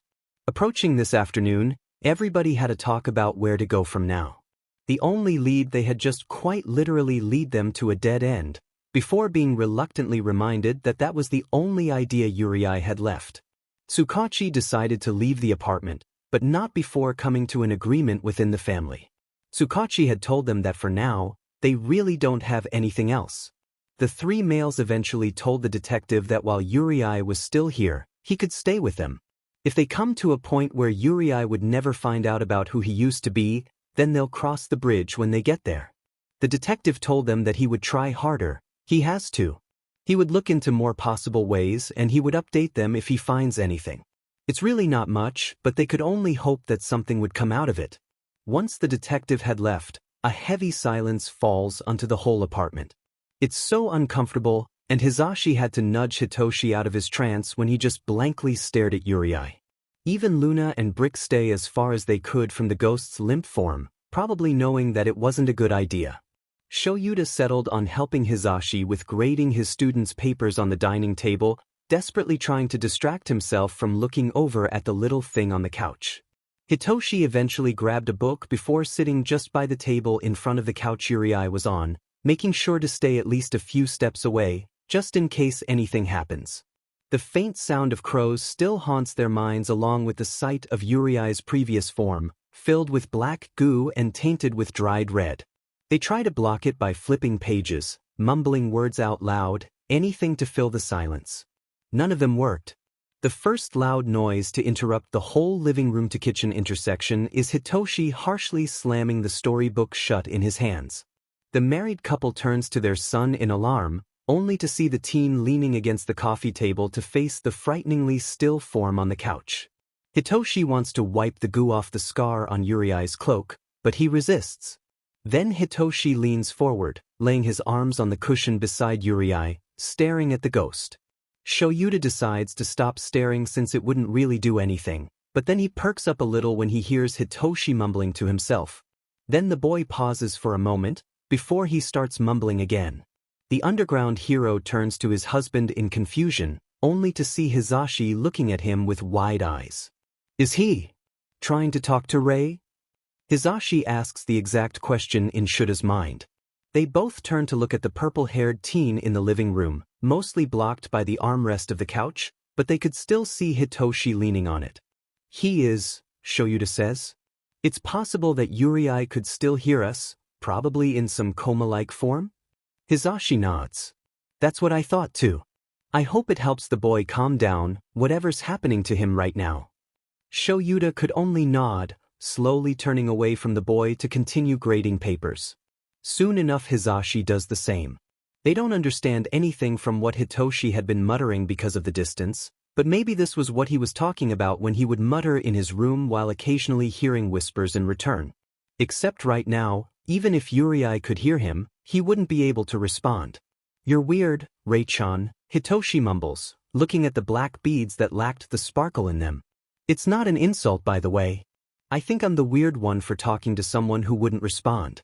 But hey, if you can hear me then tell me about it when you get back? The teen pauses, even though he's not waiting for a response. It's been, nearly 4 hours? Is this shutdown thing voluntary or forced? How long are you gonna stay like that? Brick? Coco misses you. She's staring at you like a kid who didn't get their candy. Hitoshi subtly turns his head to see Coco settled by the side of the couch, sitting up, staring at the ghost with wide eyes. It's also a Sunday, which means we can't distract ourselves with hero-related work. I've done my assignments and all, and if I keep waiting for you like this then I might go crazy. Hitoshi continues, shifting from time to time. The insomniac falls silent for a while, ushering Brick to come closer, and she does. The ragdoll pads closer to the teen before falling pliant on his lap, both of them giving and seeking comfort from each other. Hitoshi looks over at the dining table to see Luna settled by the table leg in between Hizashi and Shyuda, staring at the couch from afar intensely. Hitoshi turns back to the ghost, still unsettled by the lack of glowing from the figure. Do you know you're my first genuine friend? I'm sure you know that. He leans on the couch again. You follow me after all. His voice is more quiet this time. You better not leave us like this, Rei-chan. He closes his eyes, tired from the emotional and mental fatigue from everything that happened. Maybe he should sleep, and he silently begs that when he wakes up, Yurei would be back to normal again. Hitoshi notes to himself to never let the ghost talk about his death place ever again. Tiredly he mumbles, "You're the closest I had to having a friend." Yurei was alone, stuck in a void room filled with endless black. He was in his original form, the one where he woke up in, where all his past wounds were openly shown, but nothing hurt. He didn't feel pain, he was already dead. His wounds bled, but it seemed more like for display than for him to feel.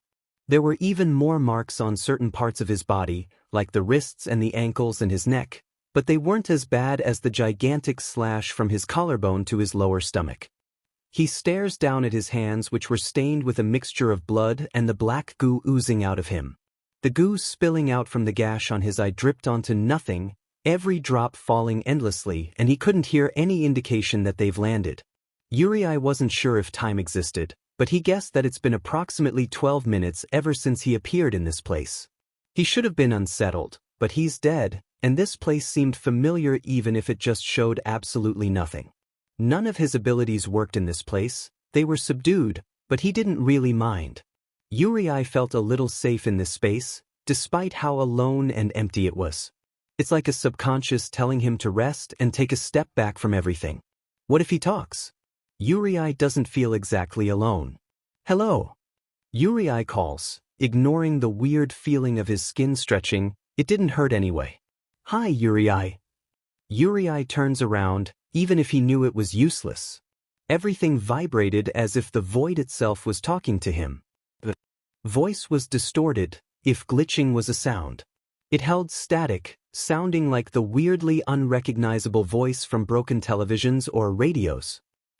What's happening? Yurei asks. Who are you?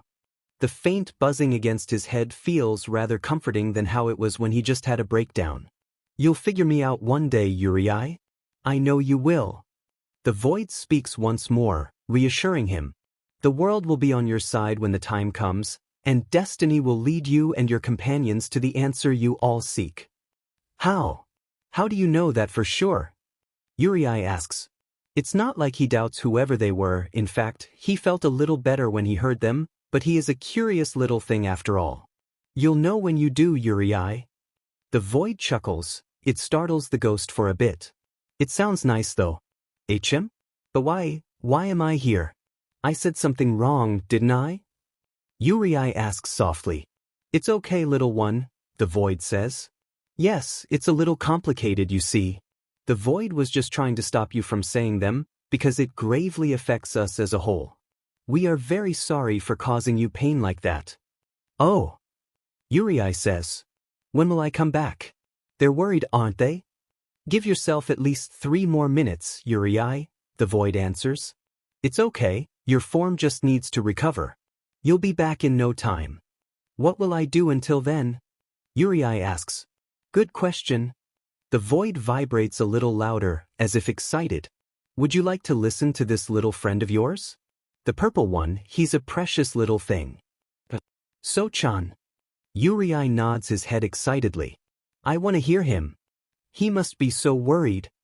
Very well, the void softens a little, before a different voice starts entering Yurei's space. It seems like it was speaking, saying something. It's Hitoshi. He's saying things. Random things related to the situation that had Yurei giggling even if he knew Hitoshi wouldn't hear him. The insomniac also asked some questions even Yurei didn't fully know the answer to, and the ghost made a small promise to himself that he'd tell Hitoshi he was listening when he comes back to the living world. The boy rambled like he usually did when Yurei stayed with him in his room, whispering back responses that he didn't know Hitoshi had actually been hearing them faintly until recently. Right now, though, Yurei was aware Hitoshi wouldn't hear him, and the boy sounded so worn out and tired that he didn't even realize he was starting to drift off.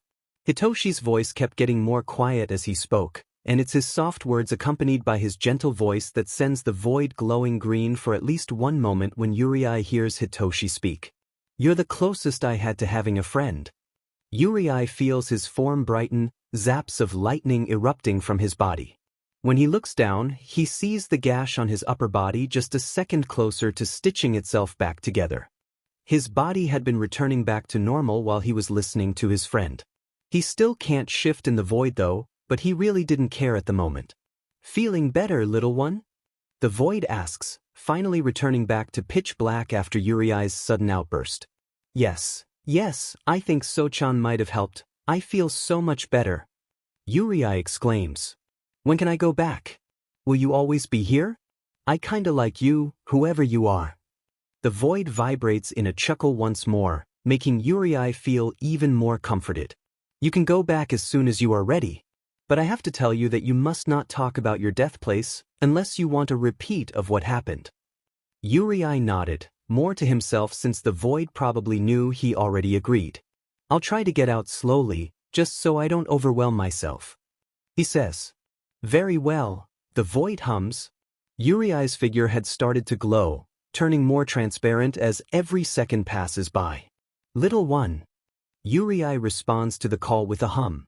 A last session of vibration fills him with warmth before the void continues speaking. To answer your last question, I'll always be wherever you are. Yurei smiles brightly, just as his form completely disappears, and then he's out of the void.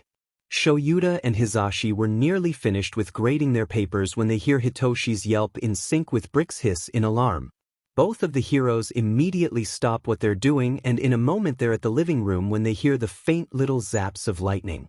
When they look at Yurei, the ghost's form was still limp, but now it's floating up in the air.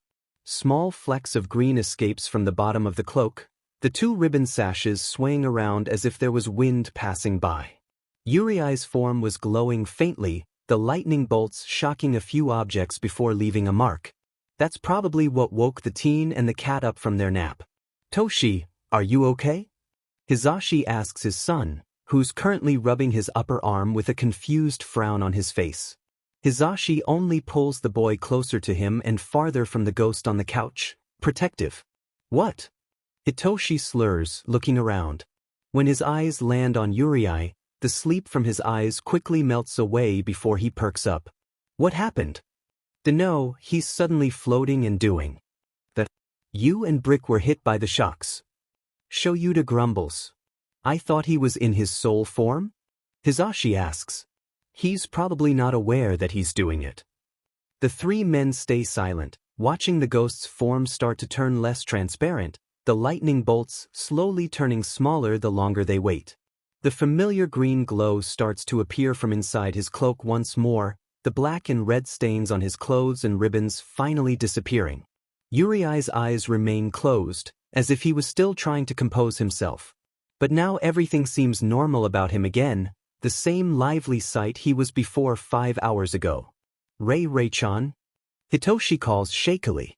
At his call, Yurei's eyes snap open, the sparkle in those black orbs finally back to life. Shyuda and Hizashi lets out a breath they never knew they held. They watch as Yurei turns from right to left, his ribbon sashes swaying with the motion. Then his ghost form turns to fog, little green lightning erupting from here and there, before he's finally in his teenage form again. When Hitoshi realizes he's tangible, the teen literally makes a run for it and harshly collides onto the ghost, wrapping his arms around Yurei. Yurei yelps at the sudden contact, but calms right away and reciprocates the action, swaying their bodies from side to side. You missed me. The utter relief that makes the married couple melt makes Yurei glow in glee, literally.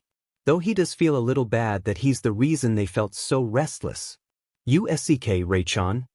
Hitoshi grumbles, burying his nose onto Yurei's bushy hair.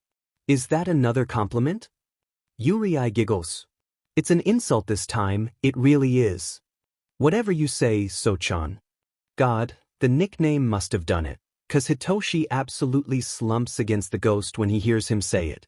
Hizashi looks at Shyuda with a fond look on his face, seeing the underground hero's eyes just as soft as the sight in front of them. The voice hero eventually strolls over to them, smiling at Yurei before ruffling his hair. Welcome back, listener. Do you feel better? Hello, hi-chan, hi Sho-chan. Yurei leaves Hitoshi's arms before hugging the two heroes, although Shyuda just sighs before wrapping one arm while Hizashi absolutely squeezes the ghost in affection. I feel better now. The place I went to helped a lot. What place? Shyuda asks cautiously. Of course he does, he's learned quite a bit that speaking of Yurei's death place was something they shouldn't do. But if this place helped Yurei, then maybe it could be a different case. I honestly don't know. Yurei says helpfully. Hitoshi snorts. Hizashi cackles and Shyuda lets out a confused noise. The ghost blushes green before waving his hands frantically. Wait, I don't think it's a place we can locate here. But it's just me, in a very, very, very endless void. Interesting. Shyuda mumbles, deeming it safe for him to continue since they haven't heard any sound of the crows. The void talks too. Like, it vibrates, or something, and it's so comforting even if it's dark around. The place feels familiar, home? In a way. Yurei quietly talks, more so like he's talking to himself instead of the family. What did it say? Hizashi asks. It said a lot. Like I'll figure who they are when the time comes. They also told me something about destiny leading me to the answer I seek? It's probably my past, Yurei answers. It told me not to speak about my death place again. We figured that too. Hitoshi sighs. And I heard So-chan. Yurei cheers, avoiding the somber atmosphere as he goes to hug the purple-haired teen. He said I'm his friend, I'm his friend. Hitoshi sputters, cheeks turning red. Hizashi just coos at the pair while Shyuda smiles a little. That's great, Rei baby, Hizashi says softly. You're so cute, you know that? I do. Yurei is practically glowing in happiness. I missed you guys. We missed you too. Hizashi looks like he's close to tears, which, understandable. You've been gone for 5 hours, sweetheart. Yurei froze. 5 hours? The three men simply nods their heads, amused at the confused look on Yurei's face. Maybe time works different there, Yurei mumbles to himself. I was there for 15 minutes. So 3 minutes there is equal to an hour. Shyuda nods his head, then he sighs. We have a lot to take in and it's already a Monday tomorrow. Sorry. Yurei chuckles apologetically, Shyuda simply waves him off, a meaning they all knew that meant, I'm not mad, I'm just grumpy and tired. It's just a change in routine, we can handle this. Hizashi chimes, we'll take it slow from now on and we'll think about it when Tsukachi finds something, okay? Yurei just nods his head, leaning a little against Hitoshi. The insomniac wraps an arm around the ghost, still getting used to the fact that Yurei's back and he's okay, trying to remove the image of the black thing, leaving from his open scars.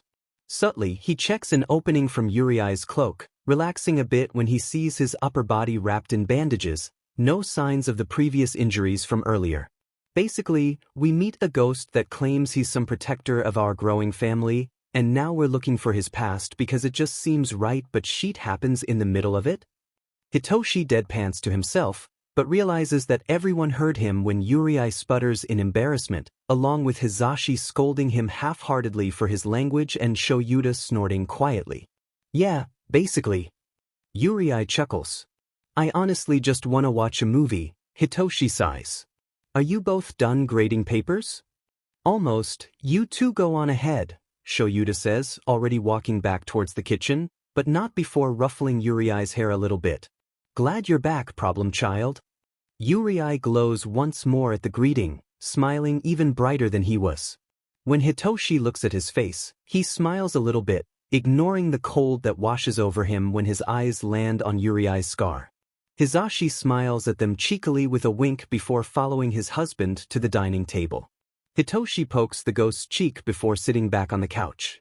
Yurei tries to do the same, but the cloak is so big it falls on Hitoshi's lap when he sits beside him. The purple-haired teen watches in amusement, then he asks a question. Can you change what you wear? Surely you didn't wake up wearing that, right? Oh, I can. I guess I just got used to wearing this, though. Yurei hums, what should I wear? Whatever you want? Hitoshi answers in a question. You could, make a ghost design on your casual clothes if you feel like it. Good idea. Yurei says, before finally focusing on his clothing, muttering out soft words as Hitoshi tries to find a movie they can watch. In the middle of it, Hitoshi catches Yurei mumble something that sounds suspiciously close to a would it be okay if I wear a witch hat in public? And he tries not to smile at the thought. When Hitoshi says F and tells Yurei that yes, he could wear a witch hat in public, the ghost smiles at him in glee and Hitoshi decides that it'll be fine if they get weird stares as long as the ghost looks happy. It's not like Yurei would show himself all the time either. Ha! Yurei suddenly cheers, startling the teen beside him. Hitoshi hasn't even picked a movie yet. I thought of one. That's great, Rei-chan. You can change now if you want. Hitoshi says, turning to the ghost to see him transform when he stands up from the couch. The cloak around Yurei turns to fog, still covering the bandages wrapped around him, though this time Hitoshi could see the bandages reach from his neck before stretching out to his arms, then towards his fingers. It then also reaches down to his legs and goes until his ankles. The sight makes him feel uncomfortable. What could have happened that made him wrap his whole body? The insomniac shakes his head, focusing more on the fog that's moving around Yurei's body, the gray color suddenly being mixed with green and black before it sticks closer to Yurei's body. The fog starts to clear and Hitoshi starts to see the new look that Yurei had for himself. You look cute, Hitoshi bluntly says, showing a nod of approval. Thank you, So-chan. Yurei jumps. His new casual outfit is a very big hoodie that could probably be considered as a dress, honestly, but Hitoshi does see a glimpse of black shorts when Yurei jumped. The hoodie was dark green up to the mid-bicep, while the sleeves were dirty white. The sleeve openings were a lighter green with 2 lines of the same color running up to the lower part of the mid-biceps. The hood was also the same dirty white with a big witch hat attached to it, and Hitoshi can't even judge Yurei because it actually looks cute when he pulls it over his head. The middle part of the neckline sits a small skull with 2 light green sashes with 2 white lines attached to it, although it wasn't a ribbon unlike the one in his cloak. Yurei still wore the same red shoes that honestly contrasted his whole color scheme, but Hitoshi feels like it's part of the trademark. It's a nice look, you'll blend in better than before. Hitoshi nods his head again. Just the witch hat? I mean, you know what, wear it whenever you want, it's cool. He settles on saying, taking a mental note to fight whoever even tries to antagonize the ghost. I will. Yurei chimes. Does that mean you're planning to show yourself outside? Yurei shrieks when Shyuda suddenly joins the conversation. They both turn around to see Shyuda looking at Yurei with a thoughtful expression while Hizashi's facing his phone towards the ghost, snapping some pictures. Well, if that's okay? Yurei asks, suddenly shy. The look on Shyuda softens before he sighs. Kid, you don't need my permission, just remember to stay safe and come back in one piece. Shyuda grumbles. What he means is you can do whatever you want. Just come home, okay? Hizashi smiles gently. And you look so pretty, baby. I love the outfit. Thank you, Hai-chan. Yurei giggles. And I'll look after myself, Sho-chan, don't worry about me. We'll worry either way, Hitoshi says. Now come here, I've chosen something that looks like a bad horror movie and I want to make fun of it. Oh, I'll get blankets and pillows, be right back. Hizashi says before turning towards the bedrooms. Shyuda had decided to slip into his sleeping bag that he brought with him before he settles on the couch after being told by the 2 kids that they'll lay on the floor instead. Hizashi quickly comes back with a pile of fluff, with Brick and Luna following behind him. The ragdoll quickly settles between Yurei and Hitoshi while the Burman cat plops herself on the armrest. They distribute the various blankets and pillows among each other before finally settling themselves for the movie. Toshi, do you have everything ready for school tomorrow? I'm sure you'd be lazy to fix things after dinner. Hizashi softly speaks from his side of the couch. I got everything handled. Hitoshi mumbles. If he forgets something, I'll bring it to him tomorrow. Yurei smiles cheekily. Don't get used to doing that, only agree when it's something important. Shyuda speaks up from his sleeping bag. Yes, Dad. Hitoshi rolls his eyes playfully, even though the hero couldn't see it, he absolutely felt it. The purple-haired teen finally presses play and the movie starts. Hitoshi tells them the ratings of the movie, which was lower than average, so everybody gets ready to laugh instead of screaming at something that probably wouldn't even be that scary. A few minutes into the play, Yurei turns around to see Shyuda leaning his head on the couch's armrest behind Hitoshi, so he turns to Hizashi instead. Will my hat block the screen if I wear my hood? Yurei quietly whispers to the voice hero. Oh, it's okay, little listener, I'm sure it won't block my vision. Hizashi gently answers. Yurei smiles at him before pulling his hood up and over his head. Something about covering it keeps him comfy, mostly because he got used to the hood on his previous cloak. He'll surely miss that outfit, but it's been years, and maybe it is time for a change. When another jump scare appears on the screen, Hitoshi and Shyuda lets out a synchronized snort, triggering Hizashi's short cackle and Yurei's soft chuckle. A few minutes later, he feels a soft tug on his witch hat, and he turns around slightly to see the blonde playing with the end of it. Hizashi doesn't seem to notice that he's done it, and Yurei finds it endearing. The silence is filled with Shyuda grumbling at random scenes while Hizashi responds from time to time. Hitoshi seems happy with antagonizing every detail of the movie, while Yurei's giggles interrupt him in the middle of it. He surely doesn't mind this type of change in his afterlife. Right when the movie ends, Shyuda lets out a yawn before saying a small "that was sheet," and Hizashi didn't even tell him off because he's right. They spend a few minutes gathering themselves, the voice hero standing up to stretch before bickering with Hitoshi when the teen calls him old. "We all get bone cracks, Hitoshi. I'm not old." Yurei's just there, watching it happen with a small smile on his face. Yurei follows Luna and Brick, who pads over to the yellow sleeping bag where a certain hero lays inside. Shyuda blinks an eye open, closing it again when he sees the ghost sitting with his legs crossed just in front of him. "Hello, Sho-chan," Yurei smiles. "Been a while since we last talked." "We literally talked yesterday," Shyuda says. The ghost pouts. "That's the point. Anyway, I was just gonna tell you that if you or Hai-chan need me tomorrow, just do anything with the intention of calling me, okay? I'm gonna stay with So-chan tomorrow, but I'll be there right away." "Elaborate anything," Shyuda says. "Anything," Yurei says, making hand motions.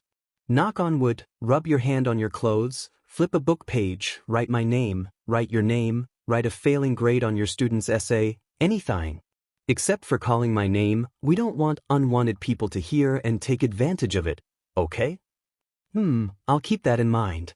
"Thank you, problem child. I'll tell that to Zashi. Is that what you want me to do as well?" Shyuda asks. "If you could." "Thank you very much, Sho-chan," Yurei nods with a smile. "Just remember that it's for emergencies, okay? Like when you were dying. Oh, by the way, did you tell Hai-chan and So-chan about that?" "Of course, it's illogical to call you for something unnecessary," Shyuda pauses. "And yes, we talked about it while you were recovering." Yurei nods again. "Good. Then let's get up now, Sho-chan. Dinner time." "I'm not a kid, Yurei." Shyuda grumbles, but he's sitting up anyway. "I know." Yurei smiles cheekily. Hitoshi and Hizashi have gone to the kitchen to start dinner when they saw the ghost and the caterpillar conversing, leaving the two of them alone in the living room. Brick and Luna are cuddled together by the other end of the couch. The ghost helps with setting the table up for the family while Shyuda refills the container of cat food. Hitoshi simply assists Hizashi with cooking while playing with Yurei's witch hat when they both have nothing to do. The dinner is quickly done. They all settle down to eat while Yurei feeds the cats, and something tells everybody that this would be a routine for them. When everyone eventually says goodnight, Hitoshi has been followed to his room by the ghost before said ghost just floats in midair and does a laying down position. "You don't patrol on Sundays too?" Hitoshi asks. "I patrol when I've done everything I needed to do for the family today," Yurei answers. Then he turns to the purple-haired teen. "I'm not yet done with one more task, but it's nothing too hard." "Why are you being so vague?" Hitoshi chuckles. "Did you need to tell me something?" "Yeah, actually. It's about your safety.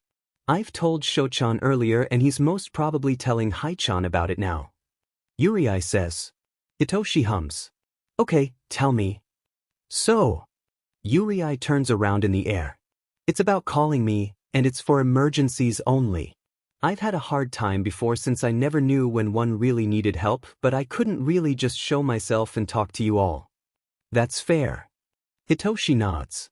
"Anyway, to call me all you gotta do is think of me, then do anything to trigger the call." Yurei says, continuing when he sees Hitoshi raise an eyebrow in confusion. "Literally anything like do the call motion, or tap on anything or stomp your foot. Anything." "Why anything? Don't I just have to think about you or something?" Hitoshi asks. "It works that way the most. If you just think of me then I'll think I'm just a passing thought through your head. I would have actually told you to say my name, but I want to avoid unwanted people hearing my given name, because they could use it for bad things. Yurei explains. Oh, that makes sense. Alright then, I'll keep that in mind. Hitoshi says while nodding his head. That's great. Yurei smiles. You're really into this protector role, huh? The insomniac smiles back softly.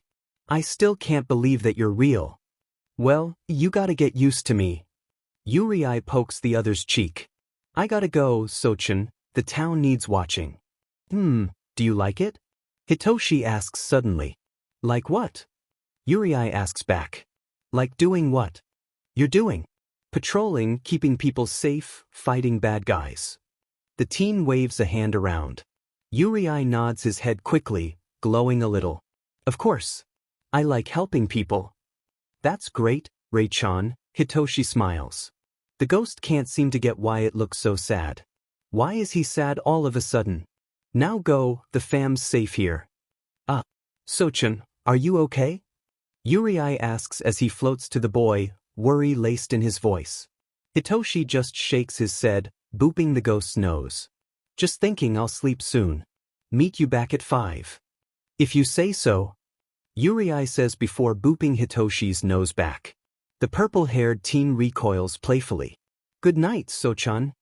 Yurei says before disappearing, probably to teleport somewhere. Hitoshi figured that he'd probably turned back to a soul once he left the apartment to avoid anyone keeping track of any of his features. Hitoshi lays on his bed, staring at the ceiling with a sigh leaving his lips. He wonders how good of a hero Yurei would have been if he was still alive. It's been weeks ever since Katsuki's mark on the last 3 months of this DMN school year. Everyone never even changed, continuously praising him for every little thing he does while letting him get away with everything he does. It's to make Aldra a proud school when he gets into UE, they said. Katsuki wants to scoff at the bullshit. If he didn't have such an amazing quirk, then he'd be treated the same just like everyone else. It's not like he abuses the power. He just thinks everyone in this school is below him and he'd never planned on being friends with anyone. Everyone is an extra, and the only one worthy of his attention was gone from his life approximately 10 years ago. Not like Katsuki could dwell on it, anyway. Ever since the disappearance of the whole Midoriya family, Katsuki remained alone for the rest of his years. The only people who knew them were their co-workers, along with Katsuki's preschool friends. But as time passed by, nearly everyone had forgotten about them. Everyone except the Bakugos family. Katsuki could never forget Izuku. He also knew Demon well. His mother still thinks of Inko from time to time, and his dad was close friends with Hizashi. Basically, the Bakugos and the Midoriyas were a tight-knit family. A few weeks later, they were considered dead and their case was practically abandoned. Midoriya Inko and Midoriya Hizashi had their deaths registered after weeks of not finding them, and when you ask any police department or the hospital for a Midoriya Izuku, they simply tilt their heads and say, Midoriya Inko and Midoriya Hizashi are the only Midoriyas in Mizudafu. There are no files about a Midoriya Izuku. It left Katsuki so confused, because Izuku should be there.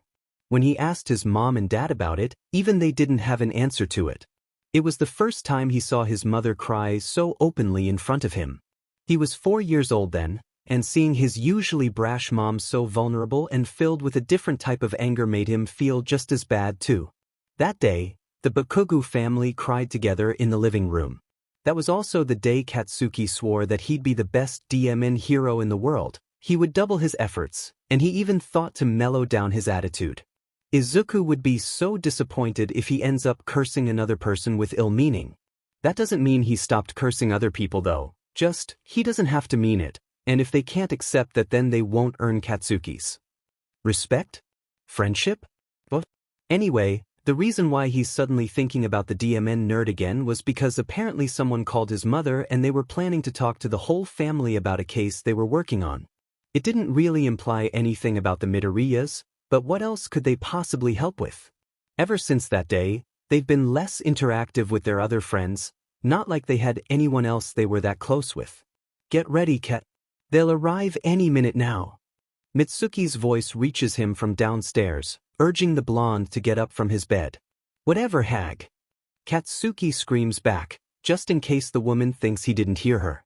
He doesn't really have anything to do, It's a Friday and he already finished all of the assignments he had to do. He can wear whatever too, this is his home anyway, and the visitor has probably encountered something worse than a plain shirt and shorts. Turns out, any minute later is actually somewhere about 10 seconds from when his mother just spoke, because Katsuki faintly hears the sound of their doorbell ringing. He decides to go downstairs and decides that he's either deeply involved or not at all. Katsuki hears his mom and dad greeting the visitor of visitors.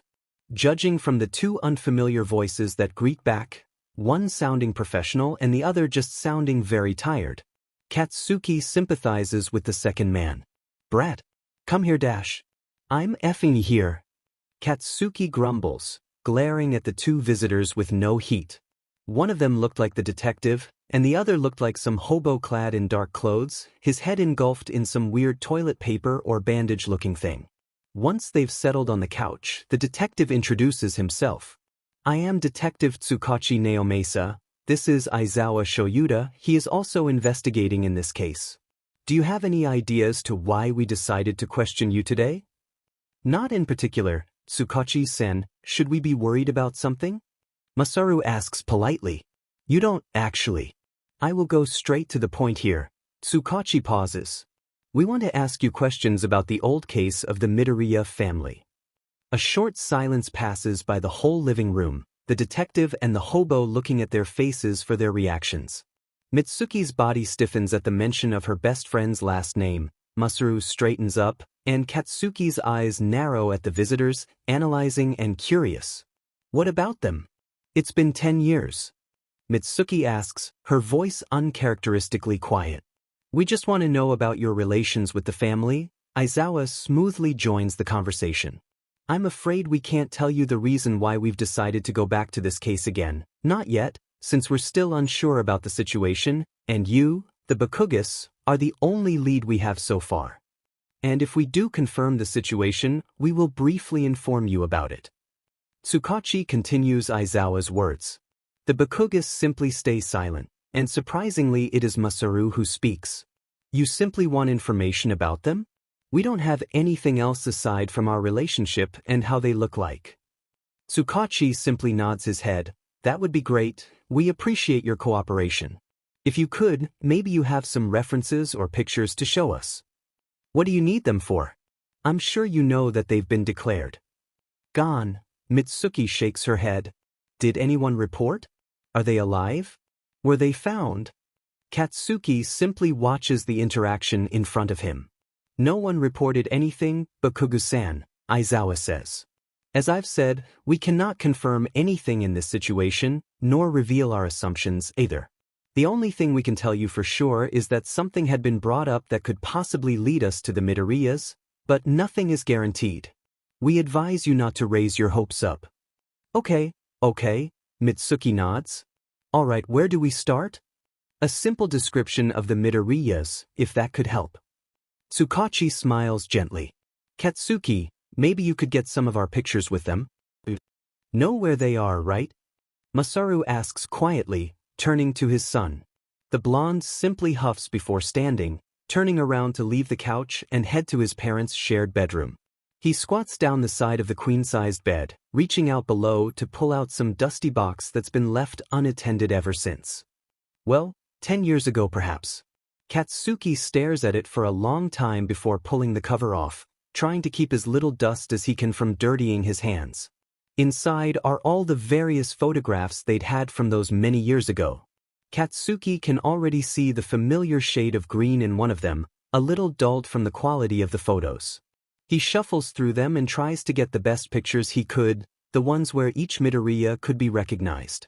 One that contained Mitsuki and Inko smiling with barbecue sticks in their hands during the last New Year gathering they had together, the second one being Masaru and Hizashi looking up from their squatting positions while their hands were covered in soot, both fathers fixing Katsuki's and Izuku's bikes. And the third one, where Katsuki and Izuku were doing some power poses, both clad in a mini all-might costume their parents bought for them. Katsuki wipes each picture clean on his shorts, not caring if they got dirty, while trying to will his watery eyes to dry the F up because he can't have himself go back there with red eyes and a runny nose. He can't. Once he's gained composure once more, He stands up and leaves the room, walking back downstairs towards the living room. He starts to hear a few of their words before picking up on who he assumes to be was Tsukachi speaking. Believe you truly, Bakugos-san. I should inform you that my quirk is lie detector, and I can simply tell whenever a person is telling the truth or not. We believe what you're saying about the Midori as having an only child, and it also confuses us why we don't have any trace of him in our department files. I'm back. Katsuki grumbles his arrival, reaching out the 3 photos towards his parents. Mitsuki practically snatches it from his hands, eyes immediately tearing up when she locks them on her picture with Inko. She holds herself though, clearing her throat. Here, detective. We hope we've been a big help. She hands the photos out towards Tsukachi, who gently takes it out of her hand before examining it. Katsuki watches his face carefully, noting the brief widening of his eyes before shifting back to a normal look again, nodding his head as he looks up from the photo while handing it to Aizawa. You've done so much, Bakugos-san, we're very thankful for your immediate cooperation. Tsukachi says, right when Aizawa reaches the 3rd picture and he completely freezes. It's not noticeable to any of them, since he's been a trained underground hero to know that he should not give out what he feels through facial expressions and body language. Are you reopening the case? Masaru asks. I believe not. We don't want this case to gain any form of attention as it will be suspicious to the media. It would be great if you keep whatever happened in this house between us. Aizawa says, standing up slowly. He places the photos on the coffee table, bowing a little. Tsukachi follows him before bowing as well, greeted with the same action from the 2 Bakugos. Katsuki simply nods his head. If it's okay, we'll be heading out now, Tsukachi smiles. Thank you very much for having us. Wait, if Mitsuki pauses, looking at the pictures on the table. I don't know if it'll be of any help, but you could take the pictures if you need. Katsuki stares at the way Tsukachi and Aizawa look at each other, having a silent conversation before eventually looking away. The hobo-looking man nods his head, half of his expression hidden by the scarf around him. If that's okay, we'll be taking all 3 of these for a while. We promise to return them eventually. Aizawa says, staying in his position. It seems like he won't be getting any of them unless Mitsuki allows him to. The blonde woman smiles politely and nods her head. Aizawa bows once more before grabbing the 3 photos, slipping all of them inside his pocket. Thank you. He flatly says, although the family had probably figured that this was just how he was. Katsuki let himself leave the living room and go back to his room, letting his parents walk the 2 out of their house. They're having a conversation, but it's already too muffled for the blonde to hear. It's not like he cares anyway, it's possibly just them passing out greetings before they leave.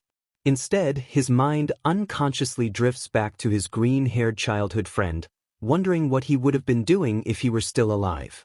Probably collecting some All Might merch. Katsuki huffs to himself, a small smile gracing his lips. Please tell us immediately if we're still connected to this case or not, Mitsuki pleads. I don't want to hope too much. Katsuki and Izuka had been friends since they were in their diapers and he might not look like it, but I know he's hopeful about this and I just can't dash. Masaru places his hands on both of Mitsuki's shoulders, squeezing them gently. Don't worry, Bakugos-san, Tsukachi says. We'll inform you about it immediately. I apologize for having to be vague about it. That's all right, it's your job. Masaru smiles politely, bowing a little. Tsukachi, let's go. Shyuda says to the detective. Tsukachi nods his head before bowing one last time towards the parents. Shyuda nearly looked like he was rushing towards the car, and honestly, he didn't care if Tsukachi caught onto it. He slips into the passenger's seat, bringing out the 3 photos from his pocket to check the missing family's faces once more. Tsukachi arrives just when he's on Inko's photo, watching him silently. The kid looks like him, it has to be him. Shyuda says, now looking at the photo of Katsuki and Yurei, Izuku. What do you think? Do we tell the Bakugos about Yurei? Because I know very well you're gonna to tell the kid about this. Tsukachi asks. If Yurei does he call him Izuku now? Shyuda doesn't know. If he wants to meet them, he could. I think it'd be best if we tell the truth to the family, there's no reason to hide this from them. We can at least let them know they have one member of the Midoriya's back. Tsukachi nods his head slowly. So, Midoriya Izukuta. Shyuda hums. Now we only have to figure out what happened the day they went out for quirk counseling. It's been nearly a month since they first met. Yurei was back from floating around the town to see Hitoshi doing his homework in the dining room. Hizashi and Shyuda were still outside, the voice hero busy on his after-school patrol while the underground hero was called to the police department. Tsukachi's last call was a little long ago, so calling again meant that they probably had a possible lead towards Yurei's case. He wasn't able to follow them, mostly because there were some annoying kids trying to bother Hitoshi on the way home, and Yurei knew Tsukachi and Shyuda could handle themselves, and he trusts Shyuda to call him when he's needed. Shaking those thoughts away, he quietly peeks over the purple-haired boy's shoulder, curious to what the boy could be doing. That looks complicated, Yurei pouts. Like, I know school is important, and when I was alone I just caught up my studies until what they're teaching you right now, but these days I haven't caught up to what you're learning, since the city's kind of full of petty crimes recently, and that's kinda weird to look at. Hitoshi stops writing, turning his head to look at Yurei with disbelief on his face. You're a ghost and you're still trying to study? Hey, it's not my fault they're interesting. And I'm bored. Yurei huffs. Do you have notes? I want to catch up. I also do it while I'm with Haichan since he teaches too, and I take a break when I'm with Shochan. My notes are in my bag, Hitoshi answers. I guess I get it though.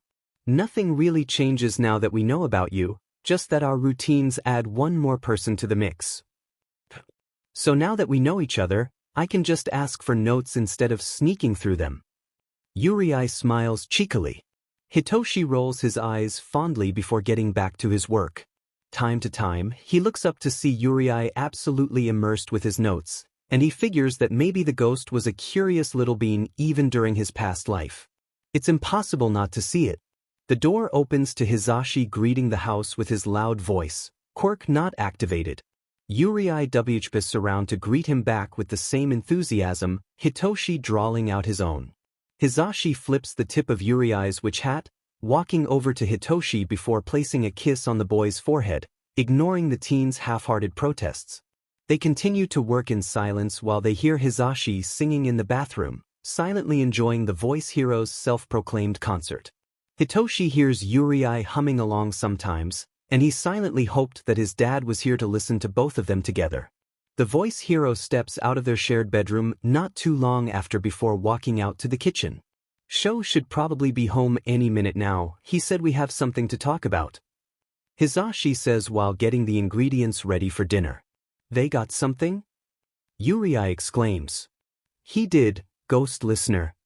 Hizashi nods with a soft smile.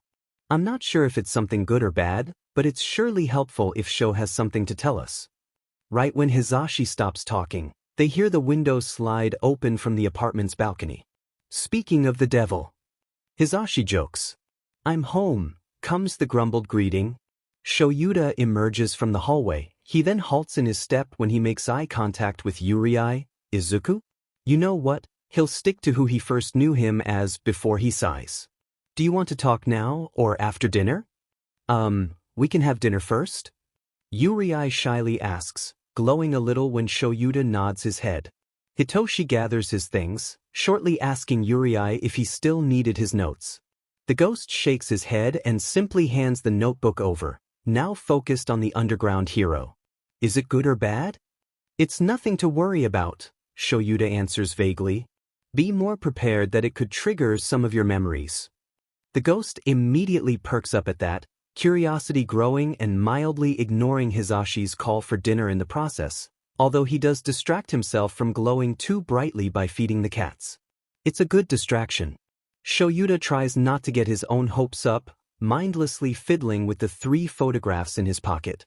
He and Hizashi had both settled on the couch, waiting for the kids to finish washing the dishes. They practically demanded to wash them today, and Shuda's too tense to care while Hizashi couldn't really resist the power of the duo's pleading eyes. It didn't take too long, since they could see floating plates from the sink. They never knew Yurei also had telekinesis. Just what else could this ghost do? Yurei literally runs towards the couch, sitting on the floor beside the coffee table. Hitoshi follows closely before settling down beside him. It's nothing bad, and you said it could trigger my memories, so that means there's some good people that I've met. He rambles. It is possible, not guaranteed, Shyuda reminds him. Firstly, we'll see if you remember by hearing their names. Hizashi and Hitoshi watches silently as Yurei nods with determination. Gently now, Shyuda speaks again. Try not to be too upset if nothing works, okay, problem child? When Yurei nods, slower this time, Shyuda lets out a breath. Then he starts mentioning names. They all look at Yurei closely, as if anticipating for his reactions. At every bakugo that Shyuda had said, Yurei did not glow nor show any indication that he remembered something or someone. When Shyuda pauses, Yurei mutters the three unfamiliar names over and over again, but he just shakes his head with a small frown. Shyuda reassures him right away, telling him he wasn't done yet. This time, he started mentioning each Midoriya that he discovered today. Although he does perk up at the Midoriya Izuku that Shyuda finishes with, he doesn't confirm anything. Are you sure the people you found are connected to me? What if it's just a coincidence? Yurei asks slowly, even though he seems a little skeptical. Midoriya Izuku sounded painfully familiar to him, but he can't remember. But then Shuda's eyes lighten a little at his reaction, which means he wasn't just imagining the vague sense of relief when he hears the name. Hitoshi and Hizashi stay silent too. They know the moment when Shyuda comes to a dead end, and right now isn't one of those times. That's why we're here. It's to confirm if you can remember anything based on verbal triggers. It seems to be quite the case in one condition, Shyuda says, then he asks, does Midoriya Izuku ring a bell? It does. Something's telling me that I know who that is, but then I just can't, Yurei says, clamping a hand against his forehead. I have pictures. Shyuda says bluntly, like he didn't just nearly send Yurei into an unnecessary panicking state. Everyone straightens up at that, Hitoshi even looking curious to what Shyuda could pull out of his pocket. Why didn't you just show them first, Sho? Hizashi asks, a little exasperated. His husband only rolls his eyes. I had to see if we can trigger something by saying the names, and now that we've confirmed that there's a chance he could remember, I could go all out. Then he turns to Yurei. You have to tell us when it gets overwhelming, got it? Yes, Sho-chan. Yurei slowly nods. Everything's going smoothly so far, but right now is the risky part. Yurei could pull something like what happened that time a month ago, or something else unexpected and new. You have a picture of the Izuku one, right? Yurei stutters, something that they haven't witnessed in a while. He's shy and he's nervous, but he's so curious about that one. It pulls him, he can feel it tugging at the back of his head. Yurei stares at Shuda's eyes with such intensity that the underground hero couldn't say no. He pulls the photo out of his pocket, slowly handing it towards the ghost, hesitating. Yurei easily takes it from him, and he spares himself the suspense before flipping the photo after taking a deep breath. Yurei's eyes land on red ruby eyes, small and squinted, but it sparks something in him and suddenly he feels like there's finally another puzzle piece connected to his existence. He knows those eyes. He knows. His eyes trace the spiky blonde that seems to make him remember even more and goes down to the boys. The boys Byujoyu Katsuki, Shyuda had said, Katsuki, Kekekich. K-A-C-C-K-N-K, C-C-K-N-K, C-C-K-N-K, C-C-K-N-K. C-C-K-N-K. His eyes drive over to the other hand engulfed in Kisses and it goes up the torso, taking in the bright costume of All Might and suddenly when his eyes make contact with a pair the same color as his, Yurei takes in the wide mess of curly hair tucked into the onesie. It looked so familiar. Yui doesn't hear the multiple calls for his name. But that wasn't his name, not originally. Everything looked so familiar because it's WASHIM. MIDORIYA-IZUK. A part of him feels reconnected. KACSIN. We match. IZUKU giggles loudly when the boy steps into the living room. They're both smiling because they both look like heroes and IZUKU is excited they'll play together. Come on, Izu, the old woman wants us to take a picture. Let's get this over with and we can play. Katsuki grabs the smaller boy's wrist and drags him outside, where Redhcted and Redacted were waiting for them. Where's Uncle Kakin? Izuku asks. He's with your papa at the park already. Let's go. Katsuki pulls harder, although it's still patient, and finally Izuku follows, holding one bag of snacks on his back.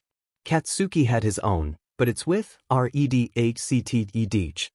When they both arrive at the door, they strike their own poses with childish confidence, making both their mothers coo along. Redacted ushers them together, bringing out her phone. The gentleman can wait, look at our little superboys. She cheers, her best friend grinning so widely from beside her. Strike a pose again, boys. Redacted encourages them. Kakin, hold my hand, let's do a power pose.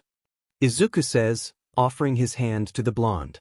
Katsuki doesn't protest, grabbing Izuku's hand before raising his other as if he was flexing muscles. Izuku raised a fist in the air. That's right, he would be the best hero with Katsuki. Dachu.ku. Izuku. Izuku. The ghost snaps out of it when he hears Shyuda scream his name, screams the loudest he could. Yurei, Izuku gasps loudly, as if he hadn't taken in a breath for so long. His figure leans forward weakly, planting his hands firmly on the table in front of him. Izuku remembers everything. Everything about Bakugos Katsuki. He remembers first talking to him, when he can't pronounce his name so he calls him Kakin. Izuku remembers everything about his blonde friend, and all those memories take nearly all the awareness in Izuku's past life. He doesn't know how, but he has a feeling that he was one of who made the most memories with him in his past life. Izuku stares at the hands in front of him, glowing so much brighter than when he usually does. He looks like the sun, except he was green and the tiny little flares are replaced with small lightnings. With every memory that becomes distant in his head, Izuku takes in his surroundings once more, taking in Hitoshi who was once beside him now standing up beside both of his dads. They're all cautious, staring at him with wide eyes and a careful distance between them. Izuku scans around his space, thankful that at least this time the lightning bolts didn't harm anybody or anything, although he probably glowed too bright that they still had to step away. Izuku. The ghost looks at them, he did it again, but nobody's hurt, thank Kami. Are you okay, ghost listener? Hizashi asks this time, but Izuku just stares at them silently. It unnerves them, the usually bubbly and noisy ghost suddenly so quiet. Rei-chan? Izuku? Hitoshi calls this time, voice breathless, breathing a little uneven. That's Izuku drawls out. That's me. He says thoughtlessly, eyes landing on the photo again. He's so glad it didn't get affected by his lightning, he feels like he'd crack just a tiny bit if the photo ends up damaged because of him. Yeah, problem child, that's you. Shyuda softly echoes, slowly inching closer now that the green glow had started to mellow down. It's me, I'm Midori Izuku. He flinches when he hears the name leave his mouth. Then his eyes shoot up toward Shyuda's, and if he was alive, he'd be crying so hard. But he's not, and his eyes hurt just right to make him feel imaginary tears. Sho-chan. Izuku cries out loud, standing up to bury himself between the hero's arms. Thank you. Of course. Izuku. Shyuda sighs, wrapping his arms around the child. Hitoshi wastes no time to hug the boy from behind, and Hizashi's own eyes were watering at the absolute relief and gratefulness laced in Yuri's Izuku's trembling voice. They end up huddled like that for a few minutes, filled with Hizashi saying hushed reassuring words and Hitoshi's occasional sniffing. Shyuda had to stop himself from crying along, although he can't hide the fond tears in his eyes. Izuku sounded so passive about his past life, but maybe there was a part of him that desperately wanted to know. Did anything hurt? Can you still handle seeing the rest of the families? Shyuda asks quietly. They pull back to let Izuku speak. Nothing hurt. I want to see the rest of them. The dinner is interrupted by Katsuki suddenly choking on his food. Masaru quickly hands him a glass of water while Mitsuki stares at him in amusement. You good, brat? She asks. Yeah. Whatever, Katsuki coughs out, then a sudden squeeze erupts from his chest. It's so uncomfortable that he had to fist his shirt, as if that could help anything. Ow. Are you okay, son? Masaru worriedly asks, and even Mitsuki started looking alarmed. He curses again and again, the painful feeling of something so close to grief still clinging onto his chest. And then it goes away, like it never happened. What the F was that? Katsuki curses, breathless, looking up from his hunched position to look at his parents. The look of horror meets him, and he can't help but scowl. What? It's Mitsuki that speaks this time. Kat, why are you crying like that? She asks, horrified. Masaru only stares in utter worry and concern. I'm crying like what? Katsuki spat, wiping the back of his hand against his eyes before pulling back. His tears were black. Minutes later, it's Mitsuki who starts choking up, weeping out the same black tears Katsuki did a few moments ago. Then Masaru follows, Katsuki and Mitsuki staring at the third occurrence with growing fear. And Katsuki's smart, he knows he is. He knows that this whole DMN family is very healthy and they haven't had any contact from any outsiders and his parents' colleagues don't have any quirk related to this. Katsuki can only think of two people. He doesn't know how they're connected, but they could be, it has to be. He tells his mom exactly that, and Mitsuki gets the phone to call a certain detective. Maybe they could finally get more answers, along with a confirmation. Thankfully, Izuku seems to be willing to meet the Bakugos, which would make it easier for Shyuda and the detective to handle. Izuku wants to meet them in his human form, and honestly, Shyuda has no idea how it would go down. He kind of envies his husband for just going around and keeping the city safe today, but also kind of doesn't at the same time, remembering the amount of people approaching him during his patrols. Do you think they'd believe you if you tell them the truth?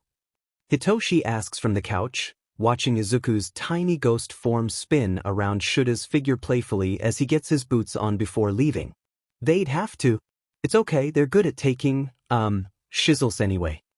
Izuku says, using telepathy in his little ghost form. But it's not the same shizzle as meeting your best and only friend after 9 or 10 years and also finding out he's dead. Hitoshi deadpants, not caring if he looked like he was talking to air. Shyuda doesn't mind, not really, they're used to communicating with Izuku like this when he's in that little ghost form. They've decided to tell the Bakugos the whole truth, they deserve it anyway, and Izuku had also reassured them that the family was good at keeping secrets. But even though they've agreed on that decision, Shyuda still knows something was about to happen. He thinks he needs more coffee before he's ready. Come on, Shochan. I want to meet them already. Izuku whines in his head, spinning around giddily. I'm kind of nervous though. Change back to a human before we go, brat, Shyuda chides, a little softly. Hitoshi watches his dad talk to literally nothing in amusement. You can do this. You know them the best, don't you? They watch as the ghost stops spinning to quickly turn into his human form, letting his feet touch the ground. Well, I guess, but it's been years. Let's go, problem child. Shyuda says, turning around to head to their balcony. Izuku gasps in excitement, catching up to the underground hero. We're gonna go on the rooftops? Yes. Okay. Izuku turns to Hitoshi, who's already following them to wave them off, and hugs the taller boy before squeezing. Stay safe, Sochan. I think I should be telling you that, the purple-haired teen scoffs, but he's smiling. Ruffling Izuku's hair, he says, I'll call when I need to. Satisfied, Izuku nods his head before releasing the insomniac, finally turning around to join Shyuda at the balcony. The heroes already crouched down on the railings, balancing perfectly. Izuku leans back on the railings before swinging his legs up, pushing his upper body to stand on the metal bars. Stretching his arms wide, he spins swiftly to turn around, and Hitoshi had to refrain himself from grabbing him and putting him down because he knows Izuku won't hurt himself like that. They see the sun cast a shadow against the balcony's ground, and honestly, they're not used to Izuku having a shadow at all. Well, small details. Let's go, Shochan.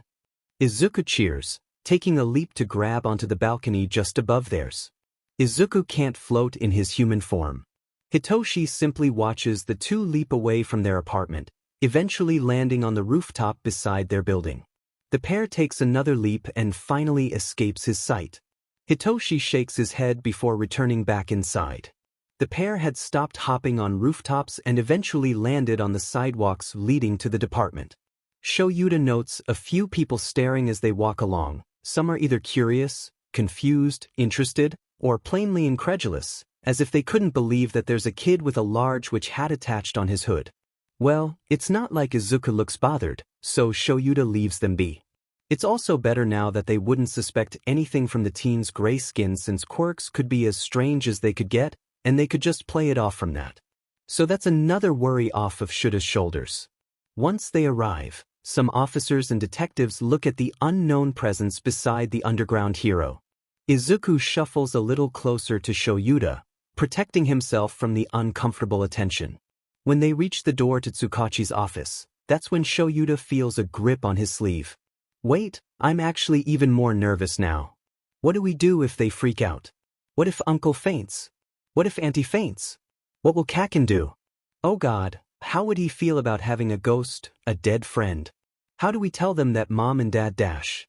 Shyuda cuts Izuku's rambling by putting a hand gently on his head. Kid, please calm down. We can explain it to them slowly, and when they finally get it, then that's when we listen to their decision, or what they want to do from there. Okay? Izuku intelligently answers. But what if we enter and they're already inside? I can go inside first. Shyuda offers. Izuku seems pleased with the idea, his hands still clutched onto the hero's top, but at the back this time. The underground hero can't help but hope the Bakugos aren't here yet, but considering that this is about one of their long-lost family friends, his expectations are low. Detective. Izuku peeks from behind the hero, thankful for the height blocking him from whoever could be inside. Eraserhead. Izuku hears the detective greet back, along with chairs being moved, and his eyes widen at the indication of the Bakugo family. Eraserhead? Is that a hero name? A familiar voice speaks. It's rough and deeper than how Izuku remembered it, but it's familiar and he knows that tone. Apologies for not introducing myself properly before, Shyuda drawls, but not impolitely. I am Eraserhead, an underground pro-hero. Anyway, going back to what we came here for, Tsukachi interrupts smoothly, we have only found one of the Midoriyas, and I hope that whatever we reveal in here stays between us. You can also meet the other people who knows about his current situation now, but that's more of your decision than mine. He explains. Izuku stills at the mention of himself, trying not to just show himself right away and do something stupid, like give Masaru a heart attack. Where was his enthusiasm when he first met Shyuda? He does not know, but he really wants it back. Where is he? Is he okay? He hears the voice of Masaru, his uncle. As okay as he can be, Shyuda responds. Izuku, come. He reaches out to place a hand on the ghost's shoulder, giving it a gentle squeeze. Izuku takes a deep breath in, subconsciously ignoring the sharp intakes of breath from the family inside. Shyuda gives him a look, gently removing the hood from his head before ruffling his hair. You can do it, kid. Slowly, Izuku steps aside, the shy kid within him and his memories taking over as his eyes first meet Mitsuki's. The woman gasps at the sight of him, or Izuku probably guessed it could partly be because of the scar on his left eye, which was the first thing revealed from his face. He looks at Masaru next, and the man looks so close to tears that Izuku kinda wants to cry as well. Auntie, uncle. Izuku stutters, trying to calm down when Shuda's arm wraps around his shoulders. Zuku. Izuku's eyes had never moved so fast, immediately landing on the last person of the Bakugo family. He's staring at the ghost like he's seen a ghost.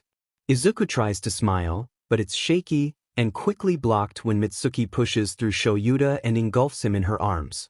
Oh no, little broccoli, you're oh my god. Mitsuki cries, her hand buried deep into Izuku's bushy hair as the other pulls him against her. Izuku could feel the woman's whole figure shaking, and he finally wraps his arms around her. He feels another pair of arms around him, and he guessed it was Masaru, If he went by the way the uncle kept repeating words like it's really you or Izuku, Izuku, Izuku. They're both a crying mess now, but this time Izuku looks at Katsuki, their eyes meeting. For the past 5 years of his past life, Izuku had never seen Katsuki's eyes this shiny, this soft. Izuku smiles at him, and it's probably the blonde's last straw, because he finally breaks out of his trance and surges forward. Katsuki pulls his parents off of him before protectively wrapping his arms around the ghost. They stay silent for a while, everybody watching the two teens revel in each other's presence.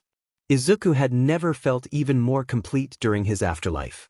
Then Katsuki slumps against him, and he hears the boy start to sniffle, before muttering curses that Izuku finds heartbreakingly amusing.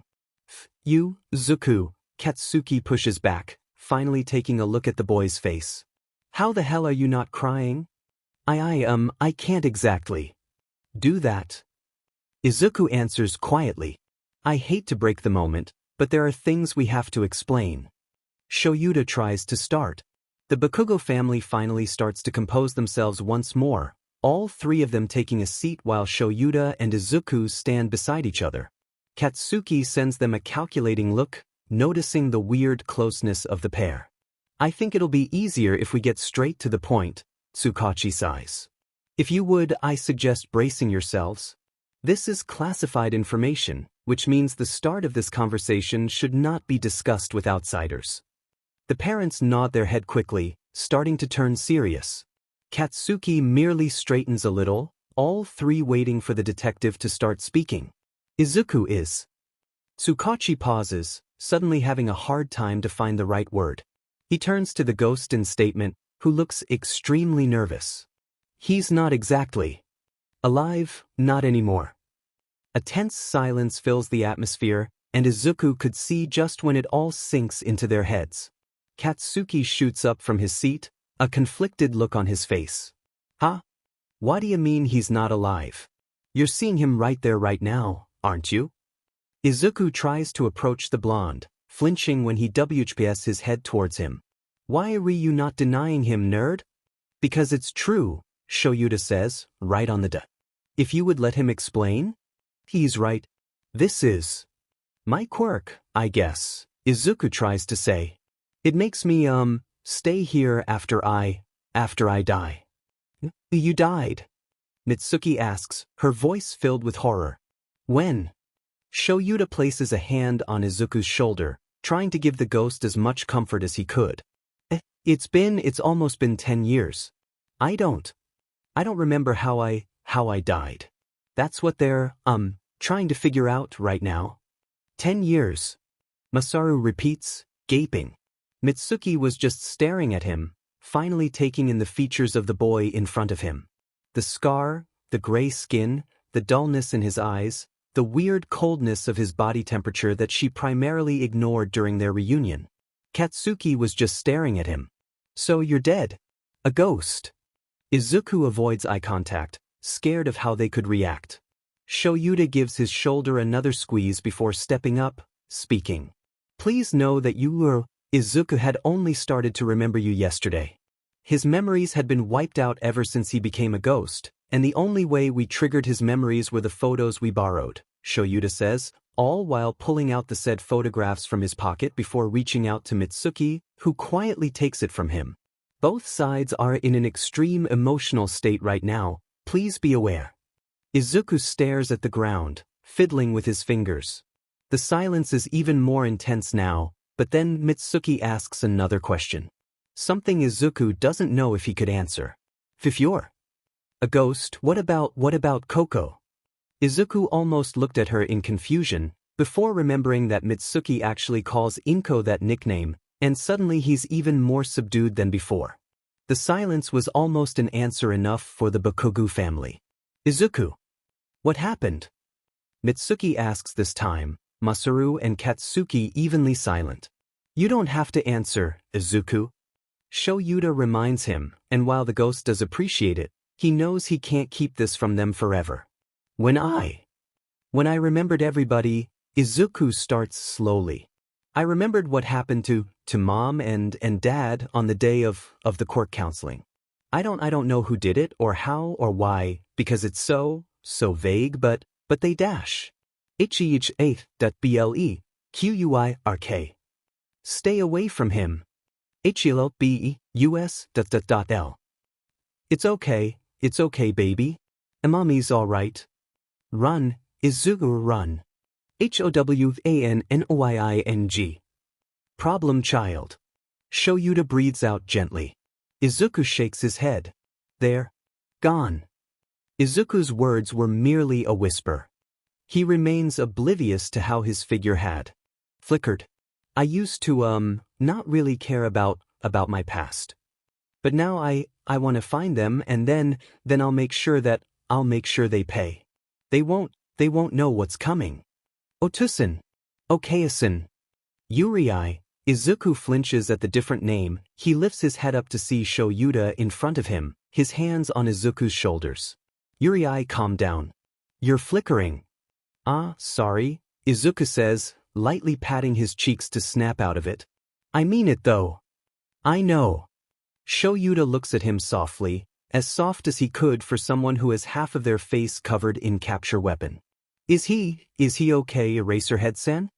Mitsuki nervously asks, such a big contrast to the usual behavior Izuku sees from her. Shyuda lets out a breath before patting Izuku's head. You can wear your hood if you want, he mumbles before turning around to answer the blonde. He's all right. Mitsuki nods her head, the worried look on her face mellowing a little, even more so when she sees Izuku reach out to pull his hood up, the adorable witch hat perked up on his head. She's been doing the talking for the three of them while Masaru and Katsuki watch everything silently. Tsukachi clears his throat. Are you okay, Yurei? I'm fine, detective. Izuku smiles gently, the detective nodding his head when the truth registers in his head. I know this is a lot to take in, but we still have more to talk about, Tsukachi says. Don't worry, it's more on what Izuku could do. As well as the precautions of his quirk and the people he's been staying with the past month, or well, for Izuku's case, the past 5 years. The tense atmosphere seems to lighten at least just a little bit when they're distracted with the next conversation. Izuku had been demonstrating all the things his quirk could do so far, while Tsukachi lets him lead and Shyuda would add random remarks from time to time. The Bakugos are surprisingly taking it well, although they kind of doubt that would remain when everything finally sinks into them. The Bakugos had also informed Tsukachi of their incident the night before, alarming the three when they described what happened during their dinner time. What time did it happen exactly?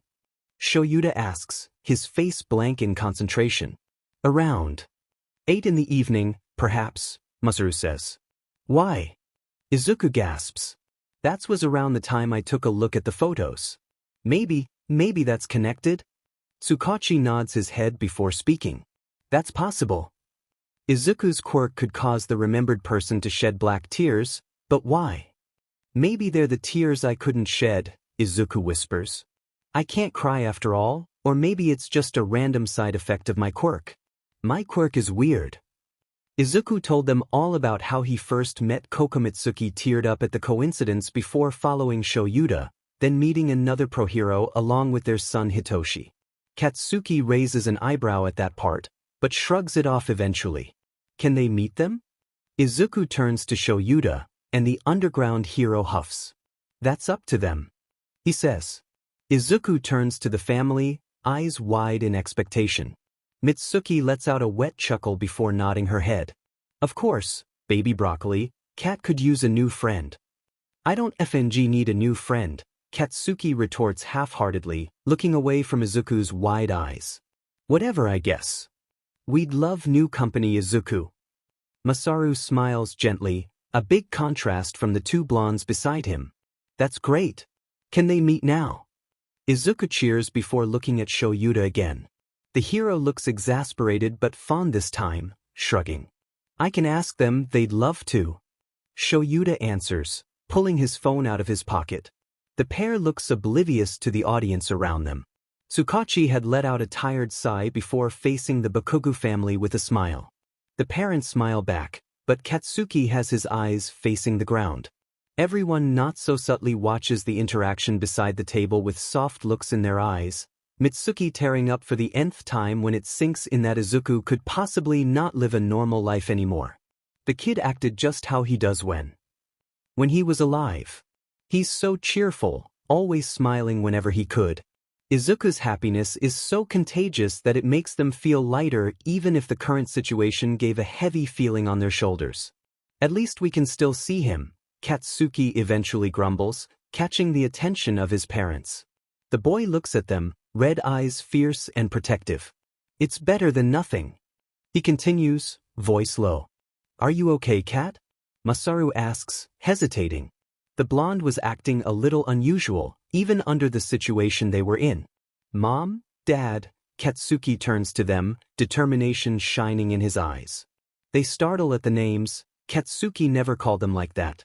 They had always been his old man and his old hag. I'm going to be the best demon hero, and I will find whoever the F thought it was okay to kill Zuku, auntie, and uncle.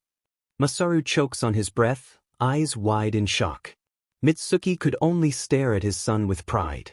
Smiling widely with a new batch of tears on her eyes, Mitsuki wraps an arm around Katsuki's head before ruffling his hair. Give them hell, brat.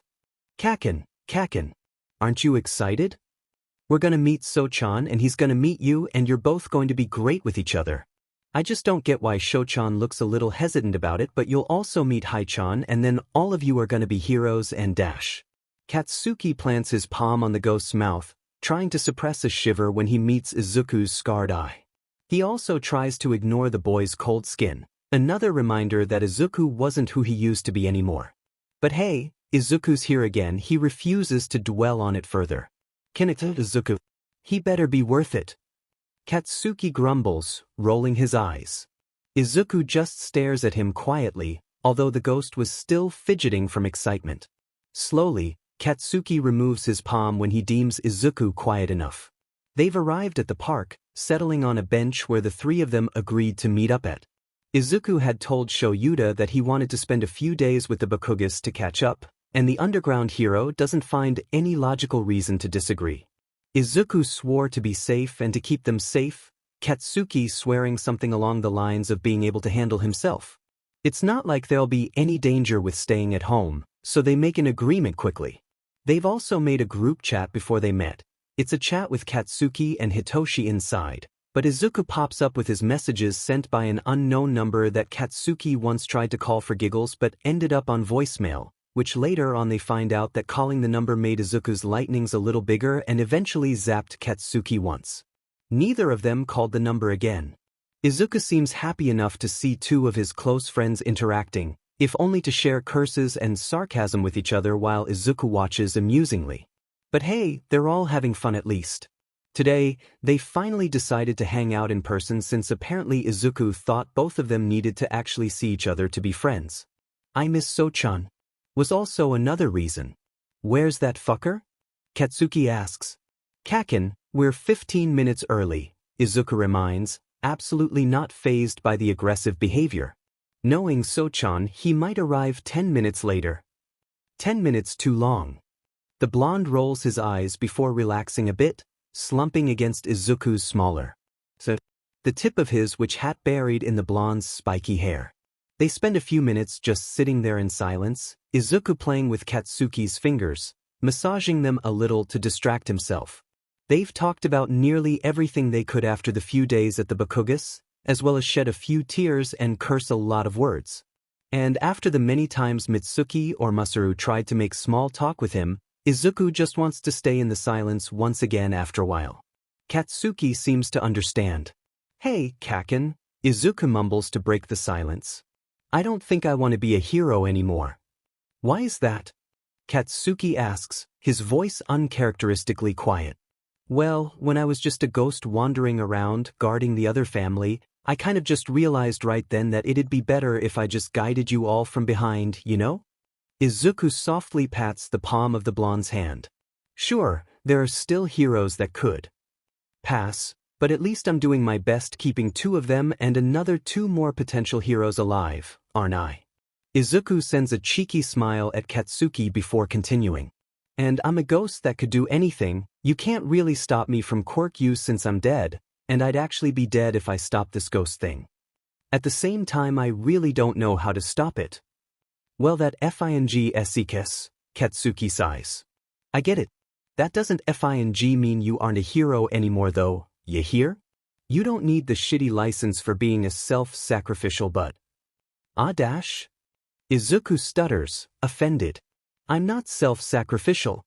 That's a lie and you know it. Troll hair would agree. Katsuki scoffs, shoving the top of Izuku's hoodie down to cover the ghost's face. He cackles at the small yelp Izuku lets out. Whatever, Kaken, Izuku pouts, looking away from the blonde after fixing his hood back up. His mouth splits into a wide grin when his eyes make contact with a familiar shade of purple. So-chan's here. Effing finally! Katsuki curses, crossing his arms over his chest as they both stand up. Hitoshi sends the pair a small wave, letting out an oof when Izuku crashes onto him. Glad to see you too, Rei-chan, he says while wrapping his arms under Izuku's legs. You're lucky I train, or we'd be on the ground by now. You're late, Katsuki grumbles. Also, the hell is a Rei-chan? You're just way too early, Hitoshi rolls his eyes. And I'm sorry for not knowing his real name before a few days ago, Explodo boy. You call him Zuku, and he calls you Kaken. He calls you So-chan. And what the F else am I supposed to call him, troll hair? I don't know, Blasty, why's he the only one with the normal nickname? Izuku just stares at the pair with exasperated fondness in his eyes, sighing a little. They seem excited. Can we get ice cream? Both boys turn to the ghost in question unaware of the way their eyes soften just a little. Hitoshi shrugs while Katsuki huffs before walking towards the truck.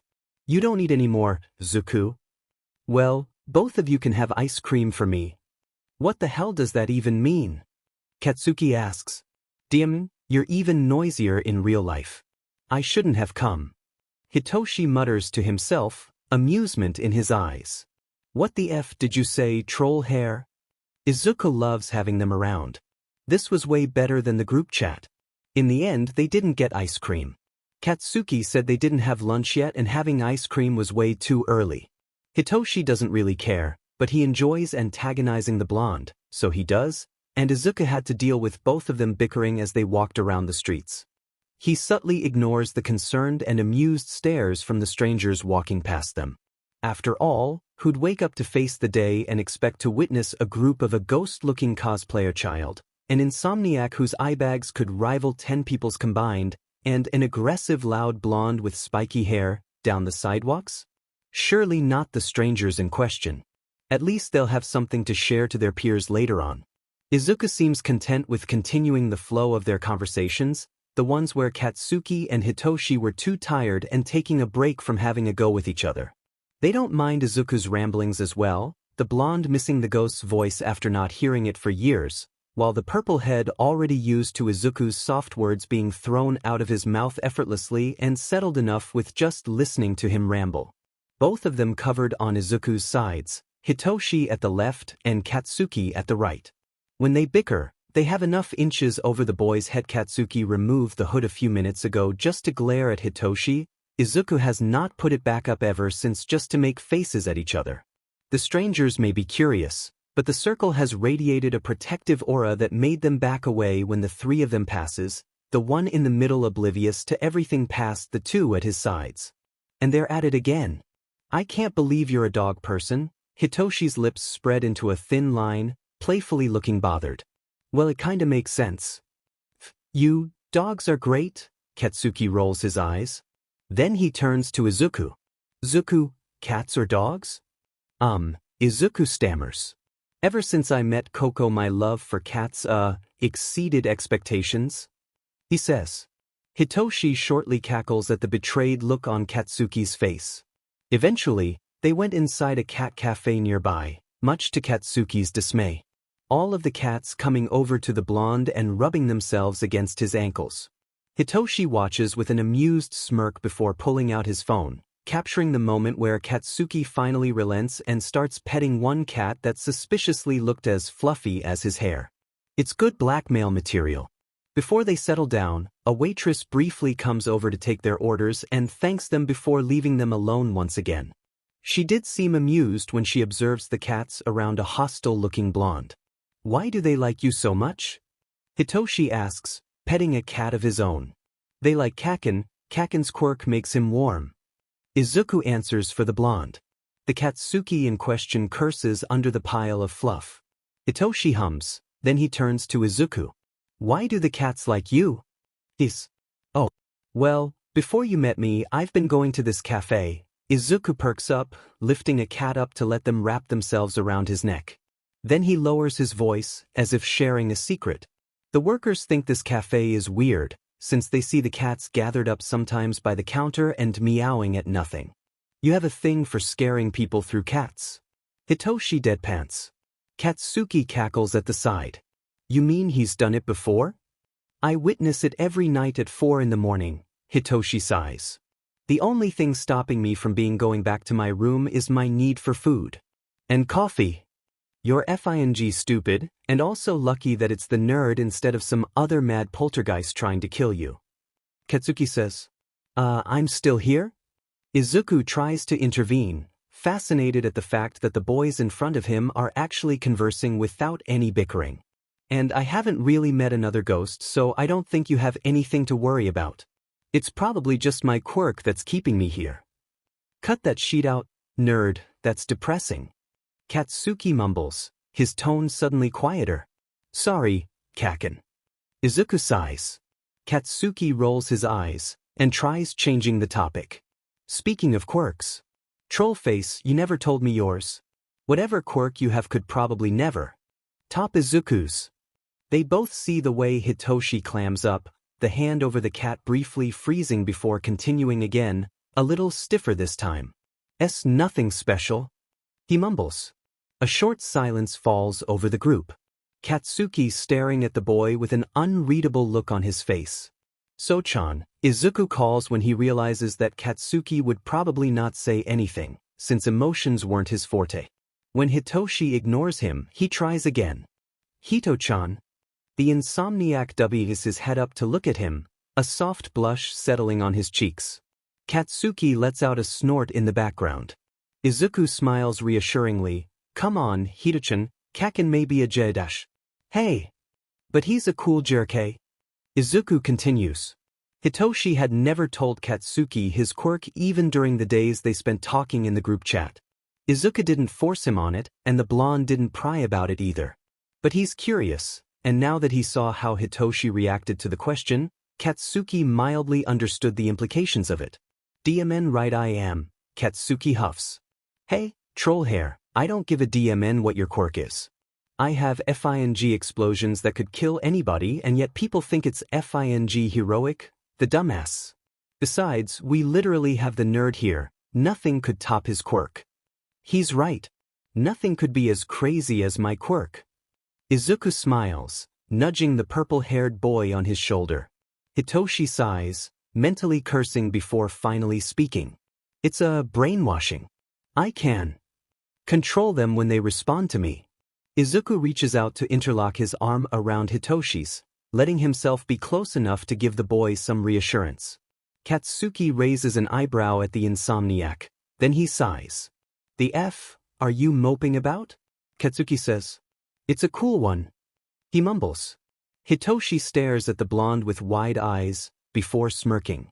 Izuku could notice how his shoulders relaxed, the tense line disappearing. Izuku's right. You're a cool jerk. F you.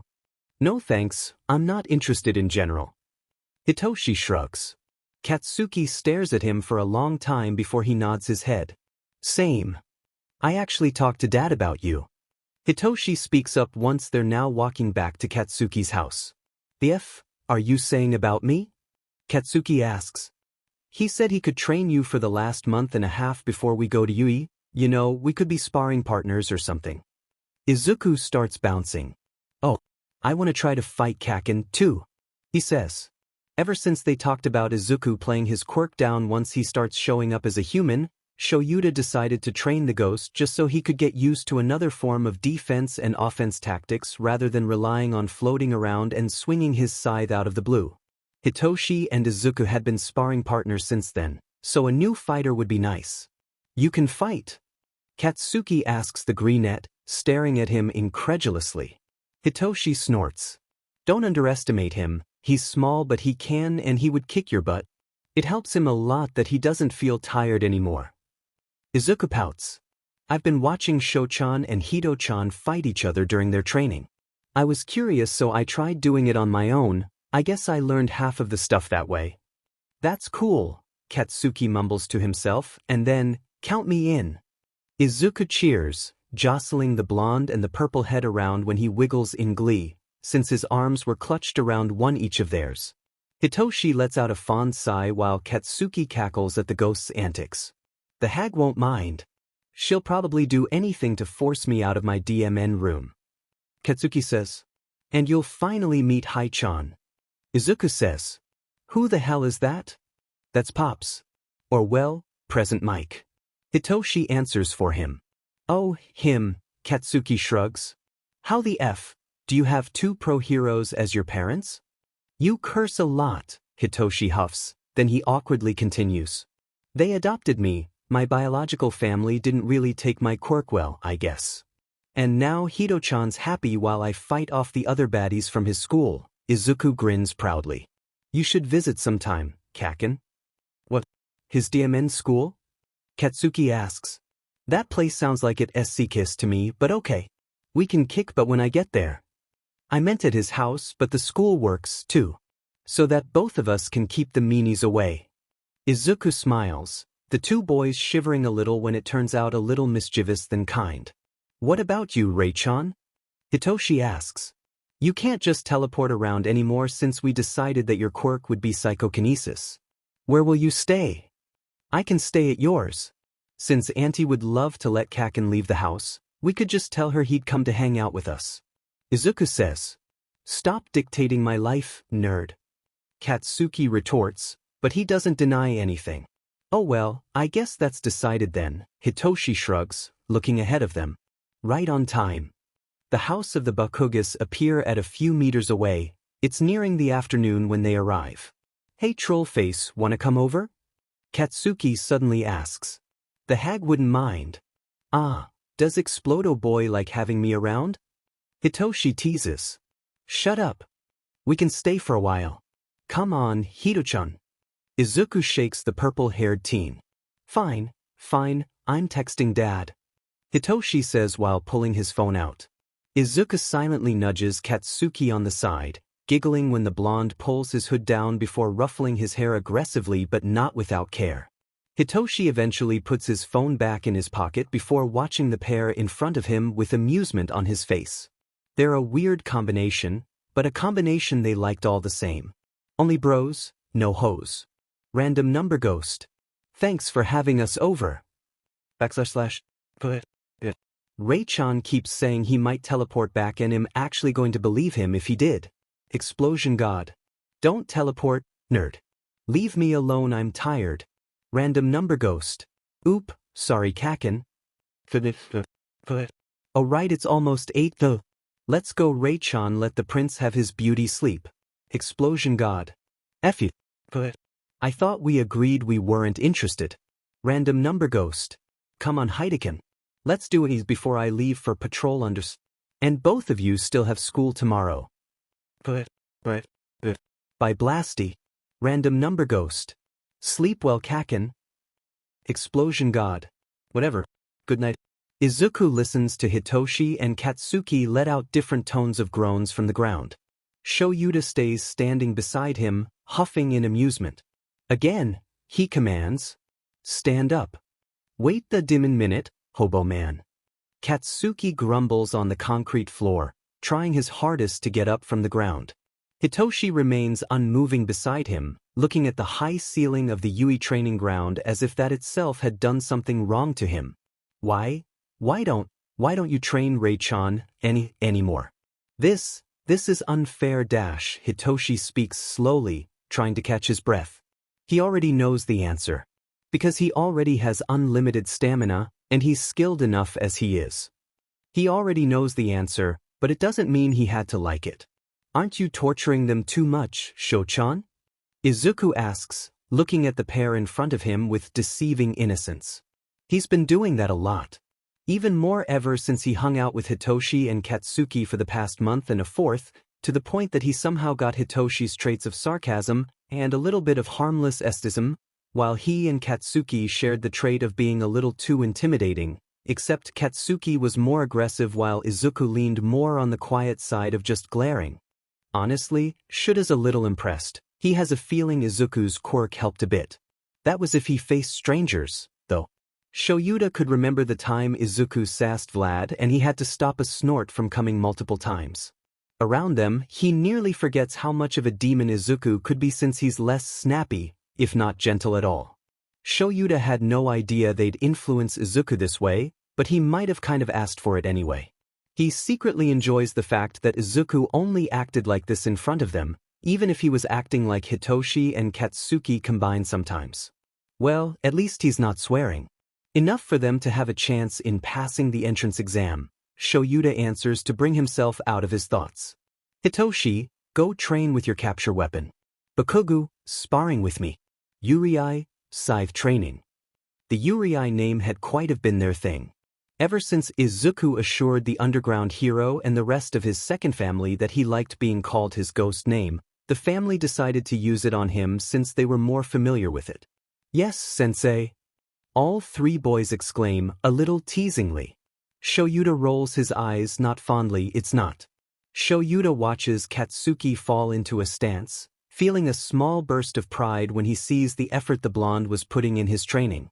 The two had been improving quickly, and Izuku might not be training for the hero course necessarily, but he insisted with going on the same training as theirs so he could protect them better. Shyuda finds it amusing how oblivious Izuku was of the sheer protectiveness Katsuki and Hitoshi radiated around him, despite the ghost being undeniably more powerful than the both of them. 1 second of silence fills the whole training ground.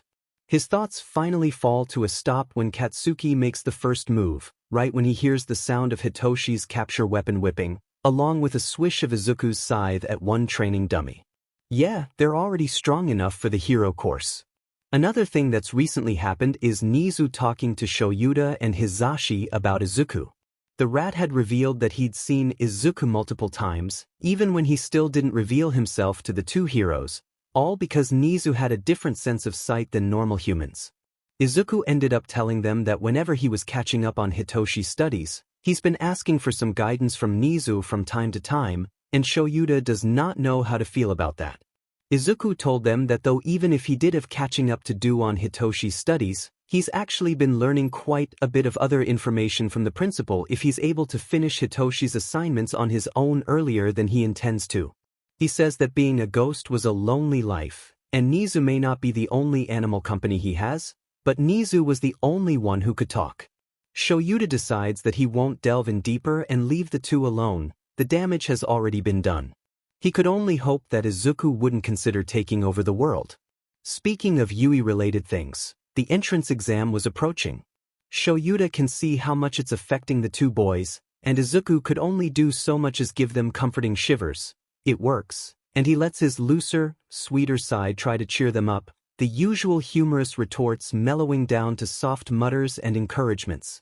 Shyuda's glad Hitoshi and Katsuki had an Izuku to hold them back. All he had to do was look them with the eyes and eventually they give in to the ghost's requests. This is another one of those moments. What a sneaky problem child. Hyun, you need to rest. Do you want to die before the exam even starts? Izuku sighs shortly, voice heavily weighed with worry. The endearing nickname contrasted the tone of his voice, but somehow Izuku makes it work all the time. It's very impressive. Katsuki subtly tries to train silently, although it doesn't really work, especially when his quirk is literally explosions. Izuku jogs over to the blonde, slipping a hand into Katsuki's to stop the boy from letting off another explosion. The blonde turns over to him, a scowl on his face, but he's immediately met with dull wide eyes that makes him shiver a little, and he automatically lowers his other hand down, huffing. Izuku shoots a look at Shyuda, his expression filled with such mirth and cheekiness. The breath. Shyuda only sends him an approving nod. Only Izuku can stop somebody like Katsuki from training that quickly. Hitoshi's still a little stubborn, shooting one end of his capture weapon towards a dummy from a few meters away. Izuku leaves Katsuki alone to stop the purple-haired boy. Hito-chan, I'm going to tell Coco and Luna to leave you alone for the rest of the week if you continue like this. Oh, Shyuda muses. That is absolutely cruel. And the horrified look on Hitoshi's face seems to share the same sentiment. You wouldn't. I can, and I will, Izuku continues, as if he didn't just threaten to take half of Hitoshi's life from him. You know they listen to me more than you. Fine, fine.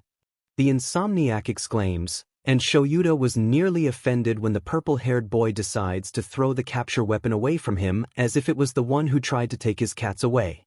He wasn't, it was close though. At least Izuku seems satisfied while Katsuki let out short tired cackles from the background. Shyuda decides to speak then. Since the exam is held this Saturday, I'm deciding to let the two of you off for the day before the exam. Which means tomorrow will be the last day you train for it. Katsuki's cackles abruptly stop. What? Aren't we supposed to be training even harder instead of slacking off? It's not slacking off, I'd rather have the two of you tired and rested before the exam than tired and stressed, Shyuda grumbles, and then he shows a vicious grin that makes them shiver. Besides, do you really think I'd let you slack off under my class? You're pretty confident with us getting to your class. Hitoshi scoffs, not unkindly.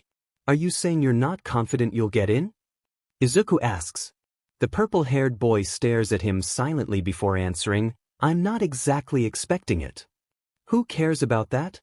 Izuku asks, an unusual serious tone in his voice. Whatever you're expecting, exceed it.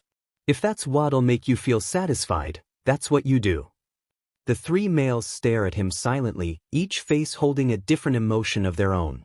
Hitoshi has his eyebrows raised, taken aback. Katsuki was smiling a little too ferally, and Shyuda could guess he had a small smirk on his face, proud and expecting. Izuku seems to snap out of his own trance before looking at all the three around him. What? Nothing. Hitoshi smiles. It's small and yet conveyed his fondness very well. You seem really determined even if you're not a participant. Izuku's eyes widen, perking up. That's because I'm just excited. And I know you'll do very well. I sure damn hope so. Hitoshi huffs, then he yelps when Katsuki hits the back of his head. You're not gonna pass if you think like that, dumbass. Katsuki says. Bakugos right, Yurei too. Shyuda suddenly joins the conversation, the blonde preens a little at him. Don't let those doubts cloud your skills. Either way, if you fail, there's still the sports festival option. Izuku tilts his head when he sees the contemplative look on Hitoshi's face. There was still some of the uncertainty there. Of course, it's not easy to make it go away after having the first multiple years of his life have everyone against him just because of his quirk, but Izuku knows it's not as bad as it used to be like when he first met Hitoshi. If you don't pass, I'll kill you. Katsuki grumbles, his own way of saying stop worrying, you'll be fine. It cheers the purple-haired boy up a little, nodding his head sharply, now more determined. Hizashi will pick us up soon for lunch. Bakugo, your parents will be tagging along. Shyuda suddenly changes the topic. Huh? Why are they suddenly coming with? Katsuki asks. Maybe they want to have lunch together before the exam? Izuku questions. Or they want to get to know Hito-chan more. What? Why? Hitoshi asks. They've met him already. Katsuki exclaims at the same time. Izuku sighs as if he was dealing with a toddler. Shyuda snorts quietly. You know, Auntie, Kaken, I don't get why you're still surprised about that. Am not surprised, nerd. Hitoshi and Shyuda watches with poorly disguised fascination when Katsuki nearly pouts at the smaller boy. Sure, of course. Izuku cheers a little too happily, like he's accomplished something big. He probably did. Eventually, they all pack up and leave the training ground. Occasionally, the group crosses paths with a few other Yui staffs, greeting them along the way. It's already the first week spring break, after all, and only teachers and staffs who have work to do are around the campus.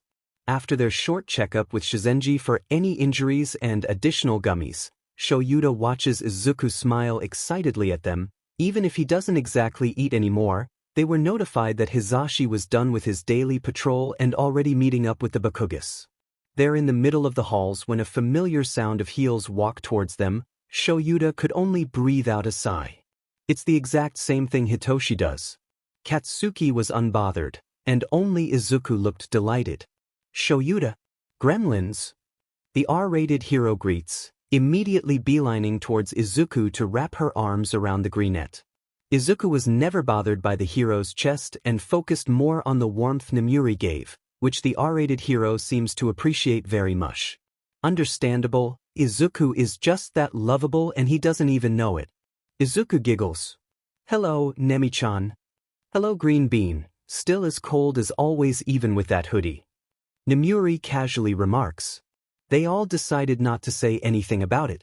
None of the Yui staffs aside from Shyuda, Hizashi, and Nizu knew about what Izuku's condition truly was, not finding it necessary to share something so big towards the people who doesn't have to be involved. She says gremlins and yet only gushes over the bean.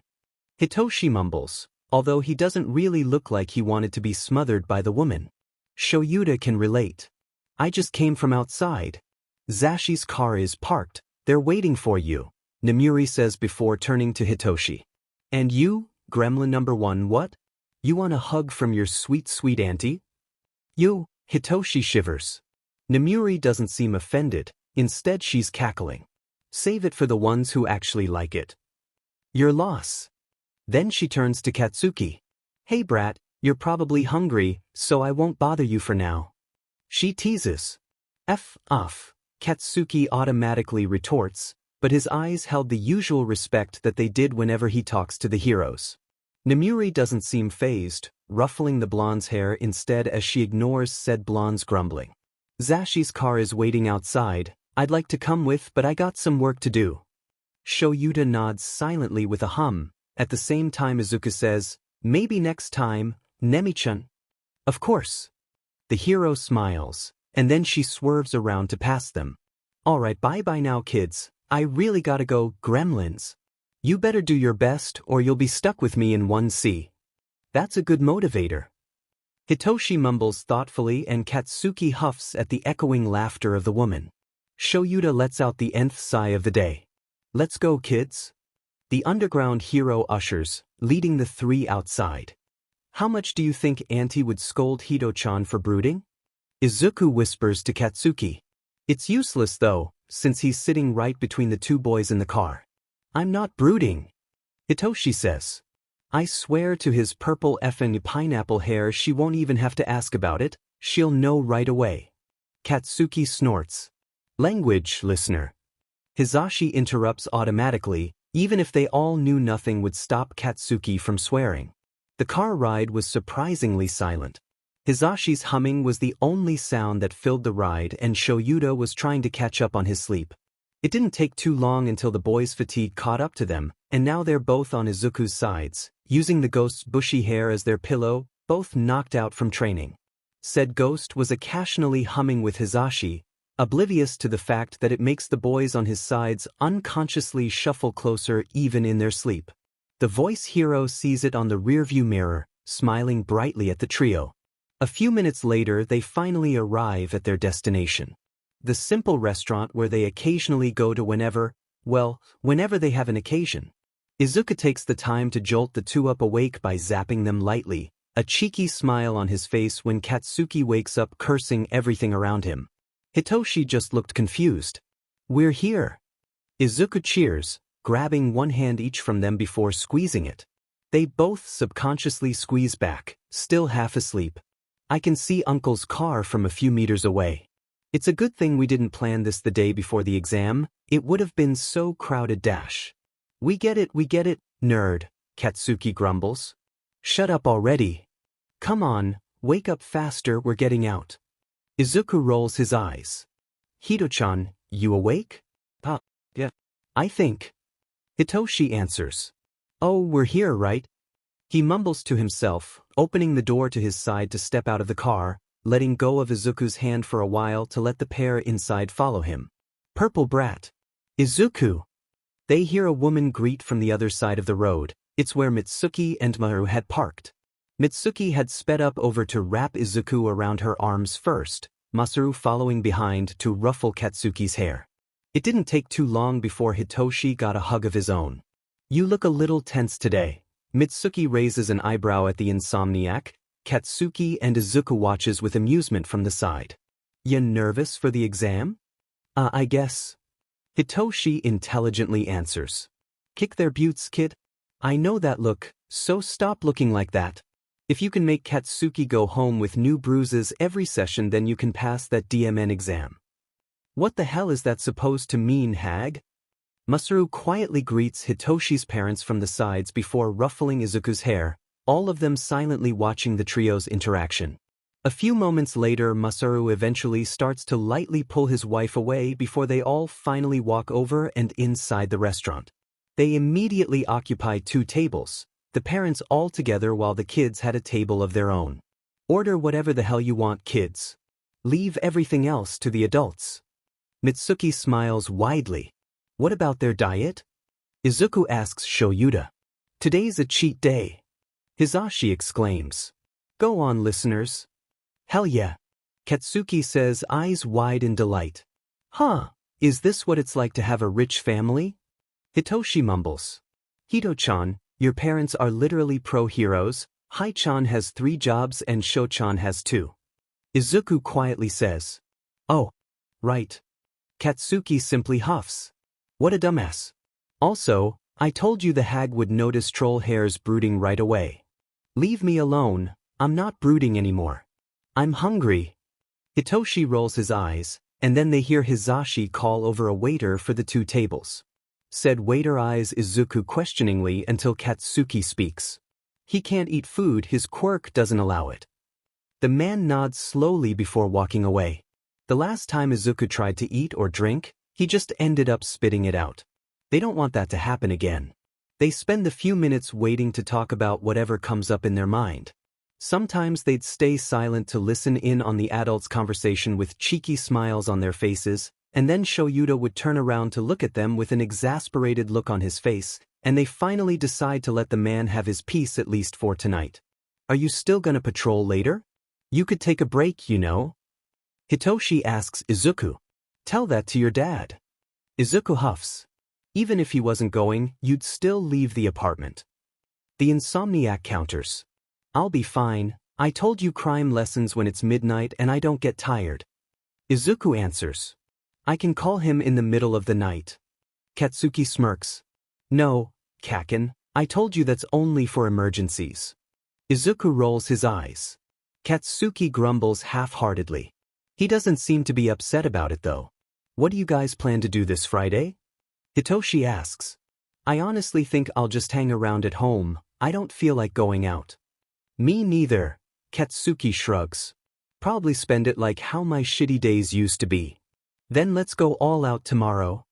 Izuku says. No, not you, Hitoshi groans. You're watching tomorrow or practice your scythe, or whatever. I want a day without Rei-chan slamming me to the ground. For the first FING time, I agree with troll hair. Katsuki turns to Izuku. Why don't you turn into a ghost and check up on the cockatoo or something? Maybe the hag and the old man too? I'm trying to get used to not using that form, and since I've told Hai-chan and all of you how to call me, then I don't really have anything to worry about. Unless if any of you do call me. Izuku rambles. The food arrives a few minutes after, finally silencing the boys once again as they start eating. Izuku decided to spend the whole time people watching from inside, making a few remarks about random outfits and one about a cat that decided to pad over to the other side of the glass and place their paw on it. Izuku felt like crying, even if he couldn't. He could make Hitoshi snap a picture though, so he does that instead. For the rest of their lunchtime, Izuku could just imagine all the various scenarios that could happen when both of his friends get into the hero course. He finds himself smiling softly at the 2 oblivious boys eating. When they get into the hero course. Not if. Katsuki catches his dopey grin later on, cursing the ghost out for being sappy as F, while Hitoshi silently continues eating his food. Even then, Izuku's still smiling at the end of it all. Izuku jogs from the purple-haired boy's bedroom, bringing Hitoshi's bag for him as the insomniac wears the gym uniform of Yui. He and Katsuki had changed in front of Izuku and each other for enough times to not care about seeing each other without clothes. Hitoshi sends him a grateful look, His eye bag's more prominent than usual, and isn't that worrying? When Izuku returned from his patrol, Hitoshi was already preparing himself a cup of coffee in the middle of 5 in the morning, which wasn't unusual, but Izuku noticed the boy's movements being stiffer than usual, so he decides to offer the insomniac some comfort by sticking close to him, sending the boy some occasional shivers that Hitoshi sends him even more grateful looks for. Izuku figured this exam mattered to Hitoshi very much, as, for what he said, it would prove his worth, if not to the people who already knew his strength then to the world who kept shunning him down. Izuku's proud, he really is, but sometimes he just wants to smack the older teen and tell him off because proving himself to the world does not equal to spending the most of his time worrying in his head. Hitoshi's doing it right now, pacing around the apartment to let off some steam. It'll be a few minutes left till Hizashi and Shyuda wake up, and the teen already cooked breakfast, but that's even more concerning because he rarely cooks breakfast alone. Hito-chan, I swear to Kami, you look dead. And that's saying a lot coming from me because I should be the one who looks dead. Izuku sighs, stopping the boy from walking around by cupping his cheeks with his cold hands, tilting the boy's head down to meet his eyes. What are you so worried about? Izuku asks softly. Instantly, Hitoshi melts against his hands, closing his tired eyes. Hitoshi stutters. I know you guys believe in me, I really do, but then, the voices just, I'm really nervous, that's all. Aren't you the one who always says not to care about what anyone else says? Izuku smiles teasingly, bumping his forehead against Hitoshi's, even if he had to stand on his tiptoes to do it. The purple-haired boy automatically wraps his arms around the ghost's waist. You should listen to yourself more, Hito-chan. I know it's not easy, but you know what's easier than dealing with those voices in your head? Hitoshi doesn't say anything, but he hums in question. Izuku answers. It's listening to our words because we know you better than those voices, and what we also know is that you'll do great, and you will pass, not because we expect you to but because we also know that you can. Have you seen the proud looks Sho-chan and Hai-chan give you? I do, even Kaken does. At his words, Hitoshi opens his eyes, letting out a soft sigh as he shivers a little at the eye contact. He then nods his head, letting out a small smile escape his lips. His arms around Izuku wrap tighter, causing the ghost to fall forward with a small sound before wrapping his arms around Hitoshi's neck. Izuku lets out a light chuckle when he feels the side of Hitoshi's head nuzzled against his. You're the best, Rei-chan, Hitoshi quietly says, his chest rumbling against Izuku's. I shouldn't be glad to meet you because that meant Dad almost died, but I'm really glad we met you. He bluntly continues. Izuku snorts. We would have been doing this earlier if I wasn't so scared to show myself. Izuku whispers into the silence of the living room, trying to give as much comforting coldness he could while Hitoshi gives him warmth. I think your fears were justified, Hitoshi mumbles before pulling away, patting Izuku's head gently. Now where are the old people? It's breakfast time. An offended squawk interrupts the gentle atmosphere, startling the ghost and the purple-haired teen. Izuku lets out a small bolt of lightning in accident and zaps Hitoshi in the process, the insomniac flinching again, although he's starting to grow accustomed to the feeling, as concerning as that sounds. Pops? Hitoshi exclaims, his cheeks going red while Izuku's go green when they also see Shyuda beside the voice hero. Both of them are looking at them with the same look they had when they see Coco and Luna wrapped around each other on the bed. We're not old. Hizashi crosses his arms over his chest. Shyuda only rolls his eyes before walking to the kitchen, not addressing the NTMT moment they just witnessed. Izuku appreciates it, Hitoshi looks like he does as well. You're older than us, so you're old. Hitoshi counters. Izuku giggles from beside the still half-asleep Shyuda, who's now leaning against the ghost when Izuku steps closer to the underground hero. He's pretty sure Shyuda was too out of it to realize he's doing it. He doesn't mind either way. That's not how it works, Toshi. Hizashi shakes his head. It really is though. Hitoshi huffs before taking a seat in the dining table. Shyuda just grumbles quietly to himself when the two continue bickering. Izuku finds himself patting Shuda's head since he's currently taller than him with the hero sitting down. Good morning, Sho-chan. Izuku greets quietly, not wanting to add unnecessary volume to the background noise. Morning, problem child. Shyuda grunts and starts eating, as if he didn't even realize he spoke. It's enough for Izuku, turning around to shoot a short greeting to Hizashi, only for the hero to greet back enthusiastically before continuing his banter with Hitoshi.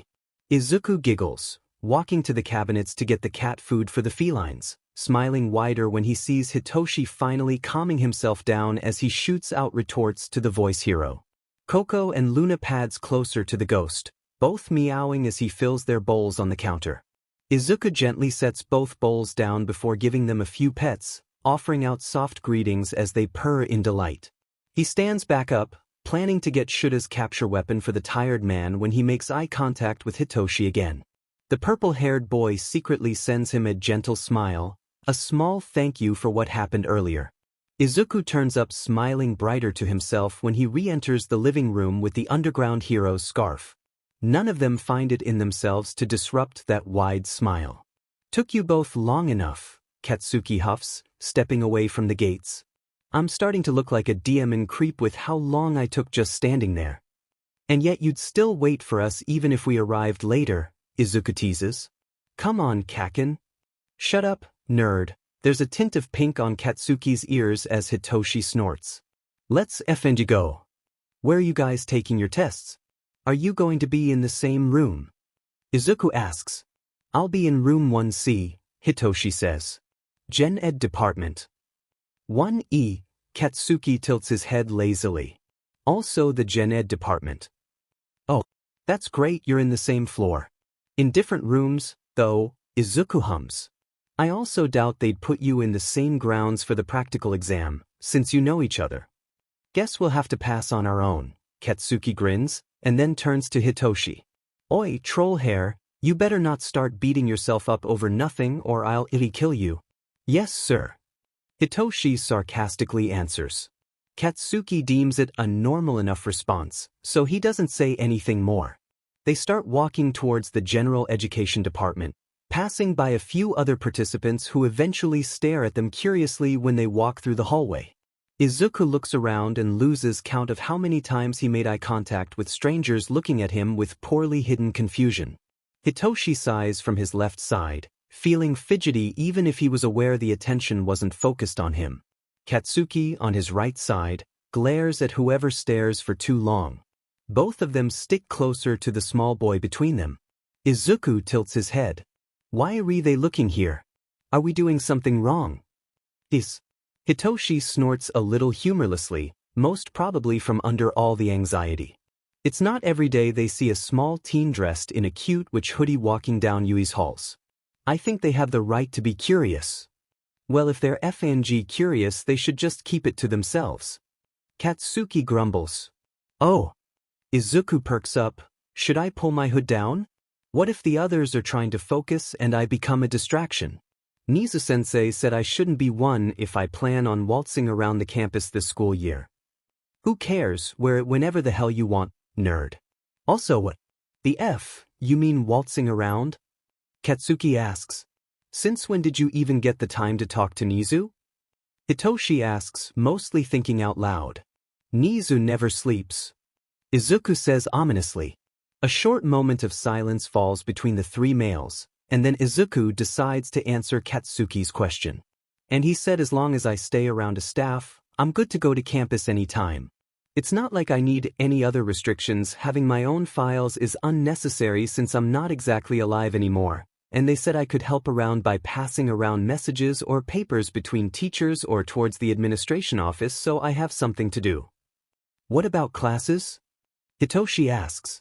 I'll be staying with Sho-chan most of the time, which means I'm technically staying in one, Izuku mutters. I told Nizu I didn't want the uniform because it looks tight and thankfully he agreed to just let me wear my current outfit. Which means we just have to pass the DMN exam so we can be together. Katsuki nods to himself, that should be easy. Hitoshi scoffs. Easy for you to say, Explodo boy. Before he can say anything else and pull Katsuki into another bickering session, Izuku reaches up to flick Hitoshi's forehead. None of those, Hito-chan. We're here. Hitoshi sighs. waving the massive door of room 1C as he tries to move past the topic. Izuku pouts to himself, earning a small hair ruffle from the insomniac. Hitoshi didn't really look like he was doubting himself this time, so Izuku lets it slide. I'm going in by Blasty by Ray-chan. Hitoshi bids farewell, his hands still on Izuku's hair while the other punches Katsuki on the arm playfully. He lets both of them go before putting a hand on the gigantic door. Good luck, Hito-chan. Izuku smiles. Kill him, troll hair. Katsuki smirks. The purple-haired boy nods before sliding the door open, ignoring the looks other students were giving him before closing the door behind him, leaving Izuku and Katsuki standing outside for a few moments. Let's go, Zuku. Katsuki starts walking away and towards the direction of room 1E, leaving Izuku to catch up beside him. Are you nervous, Kaken? Izuku asks, swaying his arms to play with his sleeves. Hito-chan was pretty out of it earlier, I'm glad he's fine now. I'm not fucking nervous. And troll hair should know his worth, 'cause I know Dimon well he'll kick butt in the exam later, Katsuki answers. Then he turns to glare at Izuku. Do not tell him I said that. Izuku raises both of his arms in mock surrender, laughing lightheartedly.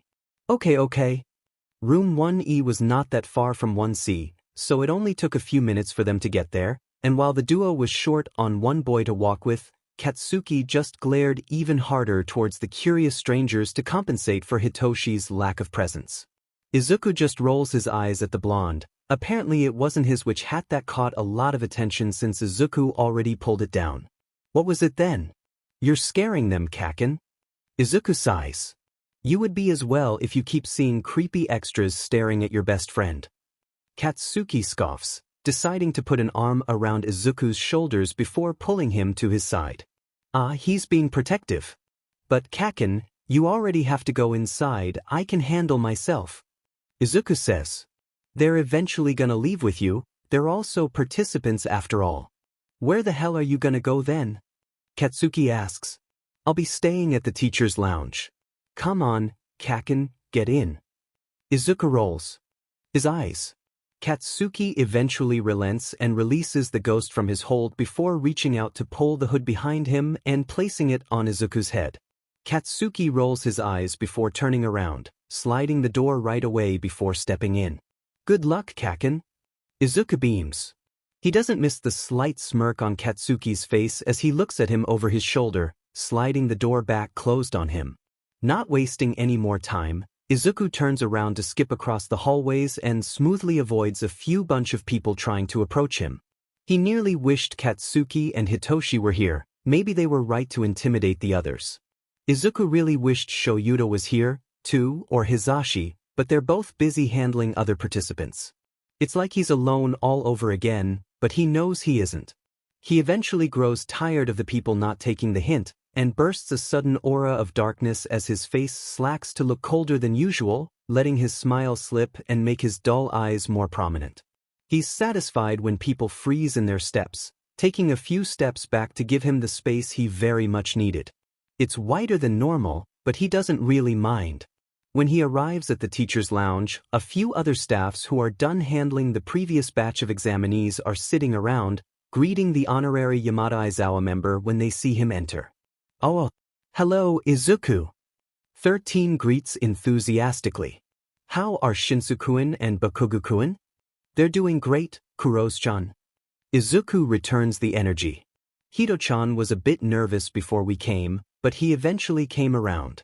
Kaken was confident as usual. The space hero voices out a sound of understanding. Bakugos-kun has every right to be confident. And Shinso-kun will do very well. I hope he doesn't doubt himself too much. We're working on it, thank you for your concern, Kuros-chan. Izuku smiles at them.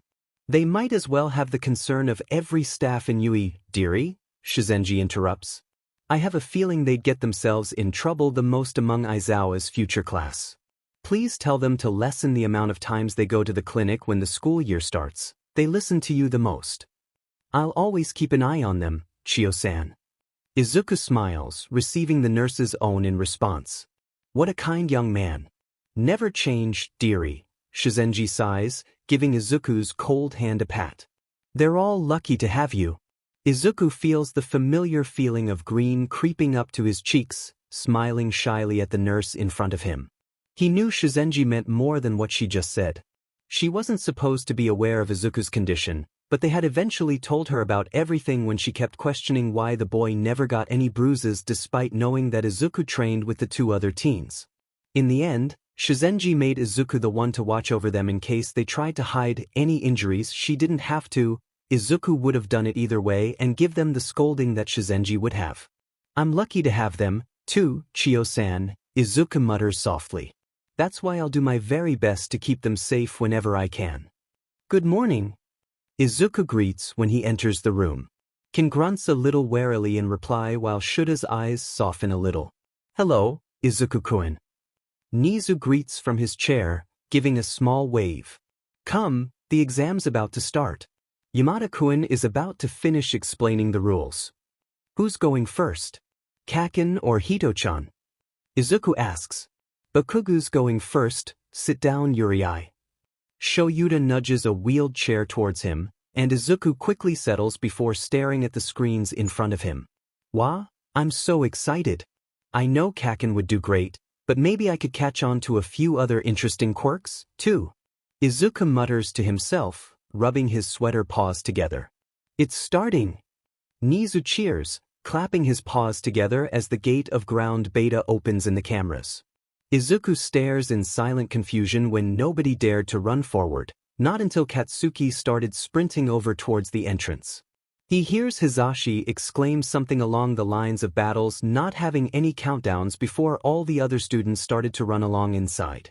Izuku watches with fascination when he sees multiple quirks being displayed as everyone tried to gain as much villain points as they could. Occasionally he checks over to see Katsuki either blasting a robot's head off or harshly pulling another examinee away from danger. It's still considered as rescue points, much to Izuku's amusement.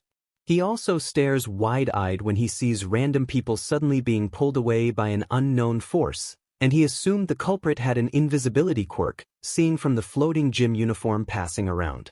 Izuku wonders if this was what it looked like to some of his peers when they dealt with their first encounters with him as an invisible ghost. Izuku takes in more of the less flashy quirks, like the redhead hardening himself before pounding his fists onto the robots to make the metal chipped to trip them down. It's fascinating to see people like them working harder to gain their own points. He lets out sounds of delight and amazement, unaware of the 3 Yui staffs behind him staring at him occasionally as they discuss over the students they plan to take into their class. Kaken's getting a lot of points. Izuku mumbles to himself, staring in awe at the drone following the blonde around. Ken groans. You take him, Aizawa. I already got one potentially annoying blonde, you take the other. If you say so. Shyuda says, seemingly satisfied with Katsuki being in his class. Look. Teamwork, teamwork. Izuku points to a screen, showing a girl with pink skin shooting some liquid that caused some parts of the robot to melt acid. Behind the redhead from earlier, who's currently trying to assist an injured examinee away from the chaos. I love seeing competitors work together, talk about sportsmanship. HN. Shyuda grunts, contemplating. I've read the files, they came from the same middle school apparently. So cool. Izuku exclaims. I wonder how Hitoshi's doing. Are they waiting in their rooms? The exam for this batch would end soon. His batch would be next after a small reconstruction break. Nizu answers. Izuku only nods his head, turning back to the cameras to watch the rest of the exam pass by. A lot of people had become injured, others more than some, and the once clean and proper streets were filled with smashed and detached pieces of metal scattering down the road. The examinees focused more on treating themselves right now, while the less injured people continued hunting down the few remaining robots. Izuku takes a mental note to go to Shizenji later on and possibly assist the nurse in treating the examinees. Thank you, dearie. You're free to go back to Aizawa, you still have another friend to watch, don't you? I can handle the rest myself. Chiyo says before patting the boy's cheek, causing the ghost to giggle. It makes the nurse smile a little softer. Of course, Chiyo-san. I just wanted to check on Kaken on the way as well. Thank you for your hard work. Izuku smiles before turning around, bumping fists with Katsuki, who's sitting on one of the floor mats, before completely departing from the clinic. Chiyo watches with mild amusement as Katsuki shoots a glare at every awestruck examinee in the room, internally chuckling when each said examinee immediately schools their expressions, turning away from the door. Sometimes she wonders if Izuku had another quirk that lured a lot of attraction. But every time the thought passes through her head, she suddenly thinks of Izuku's naturally kind and approachable personality added with the ghost's cute outfit, and concludes that maybe he didn't need a quirk to do that after all.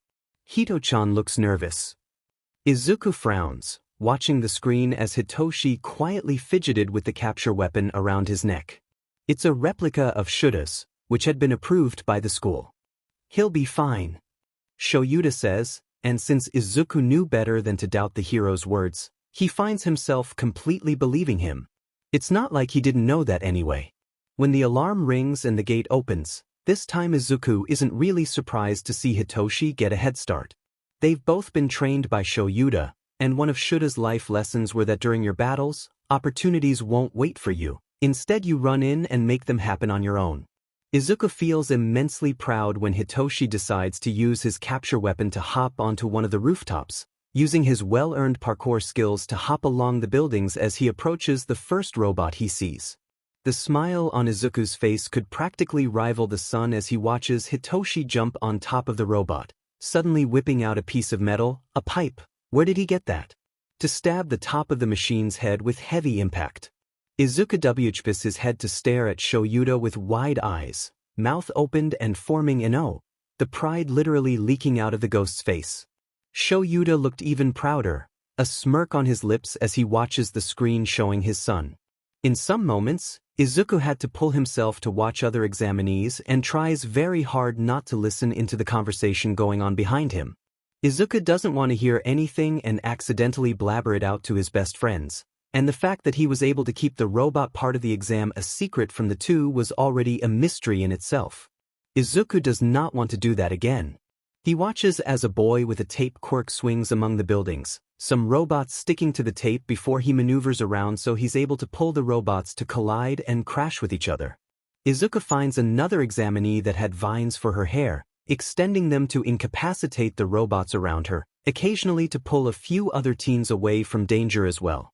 When he checks on Hitoshi again, he finds himself smiling wide.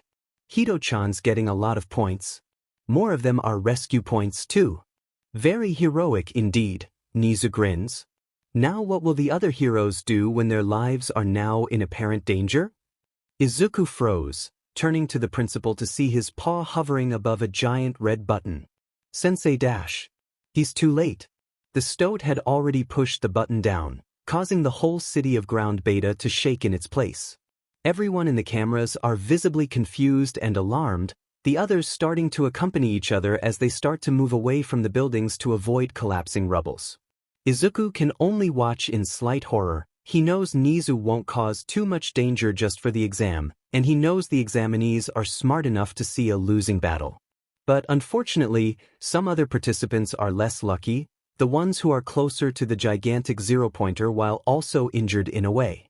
His eyes mostly focus on Hitoshi for now, only to see the purple-haired boy's location being farther from the zero-pointer, pulling another examinee who has a silver belt with a golden ring in the middle, right on top of his stomach.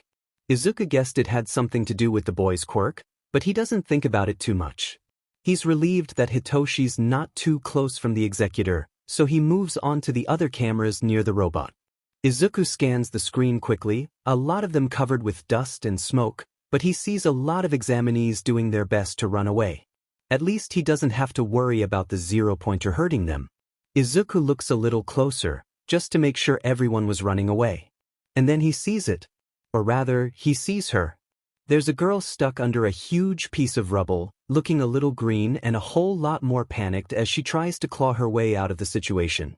Izuku turns to Shyuda in alarm, and finds the underground hero just as concerned as he felt. Even Ken was tenser than usual as he stared at the same screen. Nizu-sensei, there's a girl. She's stuck there. Izuku gestures frantically. Everyone already ran away aside from her, and the exam's ending already, Please turn off the executor. I believe I see the girl you are pertaining to, Nizu hums, not even a tinge of worry in his tone. He sounded challenging instead. Izun, give me one more valid reason to stop the zero-pointer and I shall do as you say. It could possibly kill her, sensei. There could be witnesses among the examinees and it could lead to the media talking about it all week, plus they could twist the story and make it sound worse than. Then whatever could sound worse than an examinee's death. You wouldn't want to tell the girl's parents about her death because of an exam in your school, would you? Izuku stares at the principal intensely, but he's not afraid. This is him talking to the principal, there is nothing to be afraid of.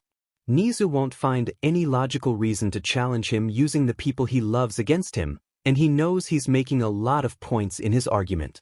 Nizu wouldn't risk a life of another potential hero, and he wouldn't risk the reputation of Yui either. With those thoughts in mind, Izuku mentally sighs in relief when he sees the smile on Nizu become just a little bit approving, even if Ken nor Shyuda could see it. Very well, Izuku-kun. Nizu hums, placing his paw back on the red button, then he pushes it again. The screens show the zero-pointers stopping themselves from moving further, which meant that the girl was still alive, only injured from and stuck under the rubble. A mildly surprised squawk came from the speakers before Hizashi's voice came to speak. Time's up, examinees.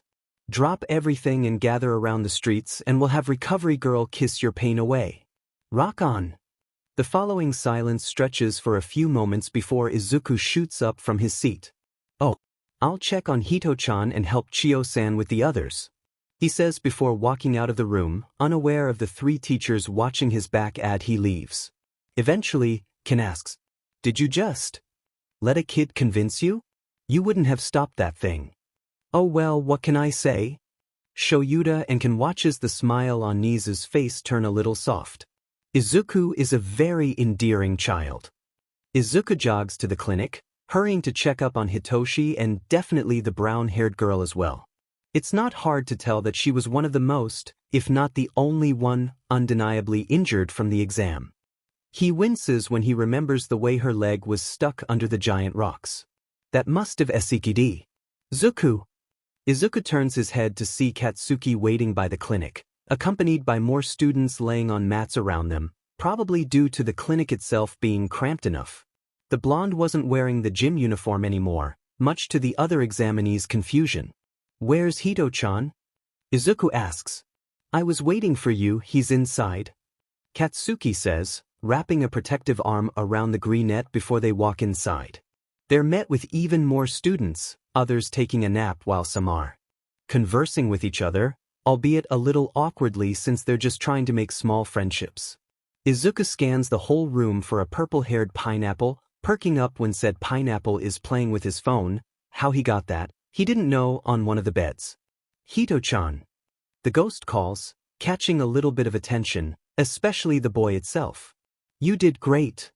He adds. I don't think so, Hitoshi sighs, and then he continues before Katsuki could start berating him. And it's not because I'm doubting myself. I don't think I got enough villain points, I was too busy bringing others away from danger. How many villain points did you get? Izuku asks, genuinely curious. I wasn't able to check your score since I got too focused on the zero-pointer. I got somewhere more than 40, Hitoshi mutters. Isn't the passing grade above 45? I nearly had it. It is, and you nearly did, Izuku smiles brightly, and then he pulls Katsuki closer to both of them, his voice falling into a whisper. But have you heard of the rescue points? Katsuki lets out a confused noise while Hitoshi's eyes widen. Izuku continues speaking. I've been watching with Sho-chan, and Kaken got a very high score. I might have not seen Hito-chan's in the end, but he was already gaining a steady pace towards the passing grade. I know you'll pass. You knew all along? Katsuki exclaims, although it thankfully came out as a loud whisper, as ironic as that looked. Well, I can't just tell that to you guys. That'll be unfair for the others, Izuku pouts, and then he smiles. But you passed, didn't you? Hitoshi suddenly pulls the ghost closer to him, pulling out a small yelp that may have made a few nearby examinees flinch in shock. Hitoshi's hands were shaking. Oh my god, I'm I love you more and more every day. He rambles. Izuku lets out a bright giggle. Quite bold of you, Hito-chan. Thing sap, Katsuki snorts, and then he roughly but not unkindly ruffles the greenette's hair. This means we have a guaranteed spot in 1A, 'cause that demon hobo ain't gonna let us go that fucking easily. More like he's stuck with us forever. Hitoshi chuckles wetly. What else do you know that we don't, you nerd?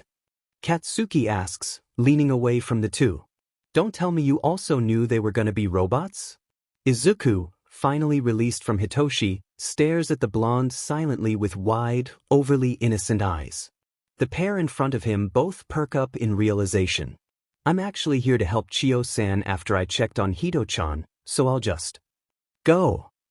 Izuku trails off after the last syllable, not wasting any more time to avoid the incoming attack from Katsuki, rushing away when he hears Shizenji approach after healing a T-No. It's the brown-haired girl.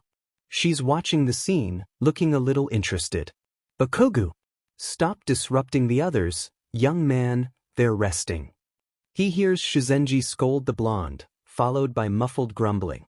Izuku ignores them and walks closer to the girl, smiling kindly at her when her eyes widens as she realized that he was approaching.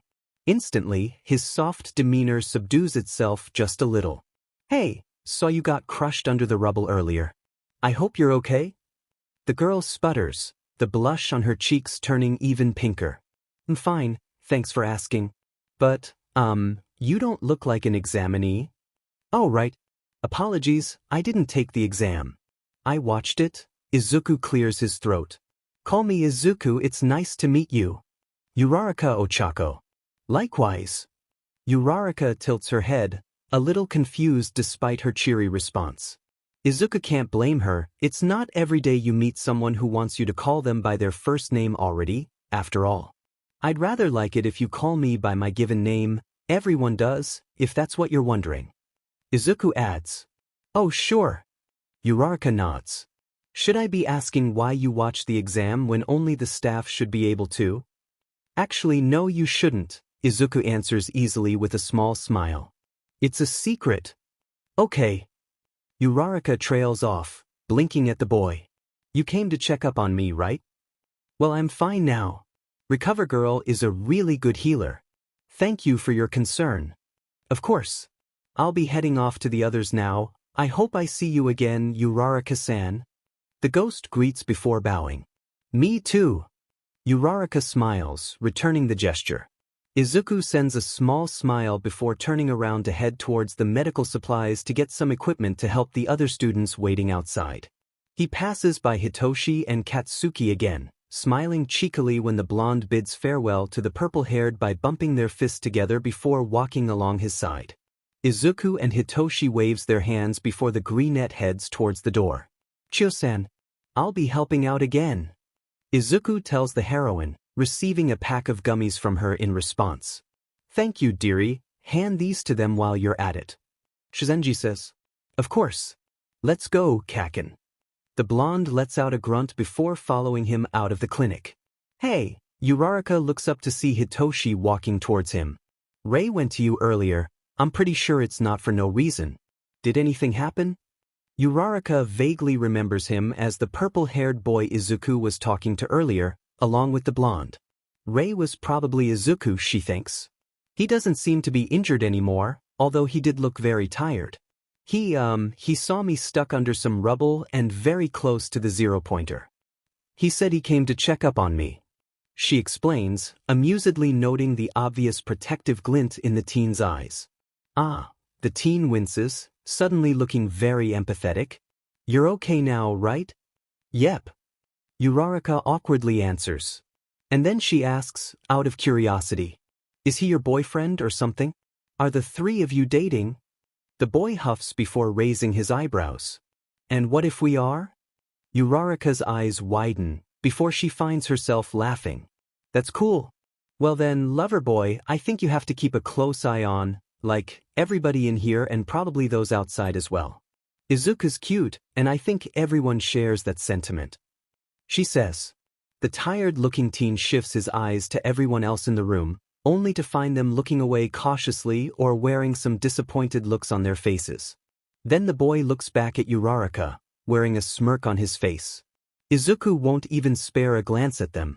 Trust me on that, he says, his words only for her to hear. Hey, you're actually cool, I'm Shinso Hitoshi by the way. Uraraka chuckles again. You're cool as well, Shinso. I'm Uraraka Ochako. They both exchange approving smiles before the teen excuses himself to leave, not without telling her that he's expecting to meet her again. Uraraka thinks over his words, looking at her hands silently. If she actually passed the exam, then she's sure to have 2 potential friends on the first day.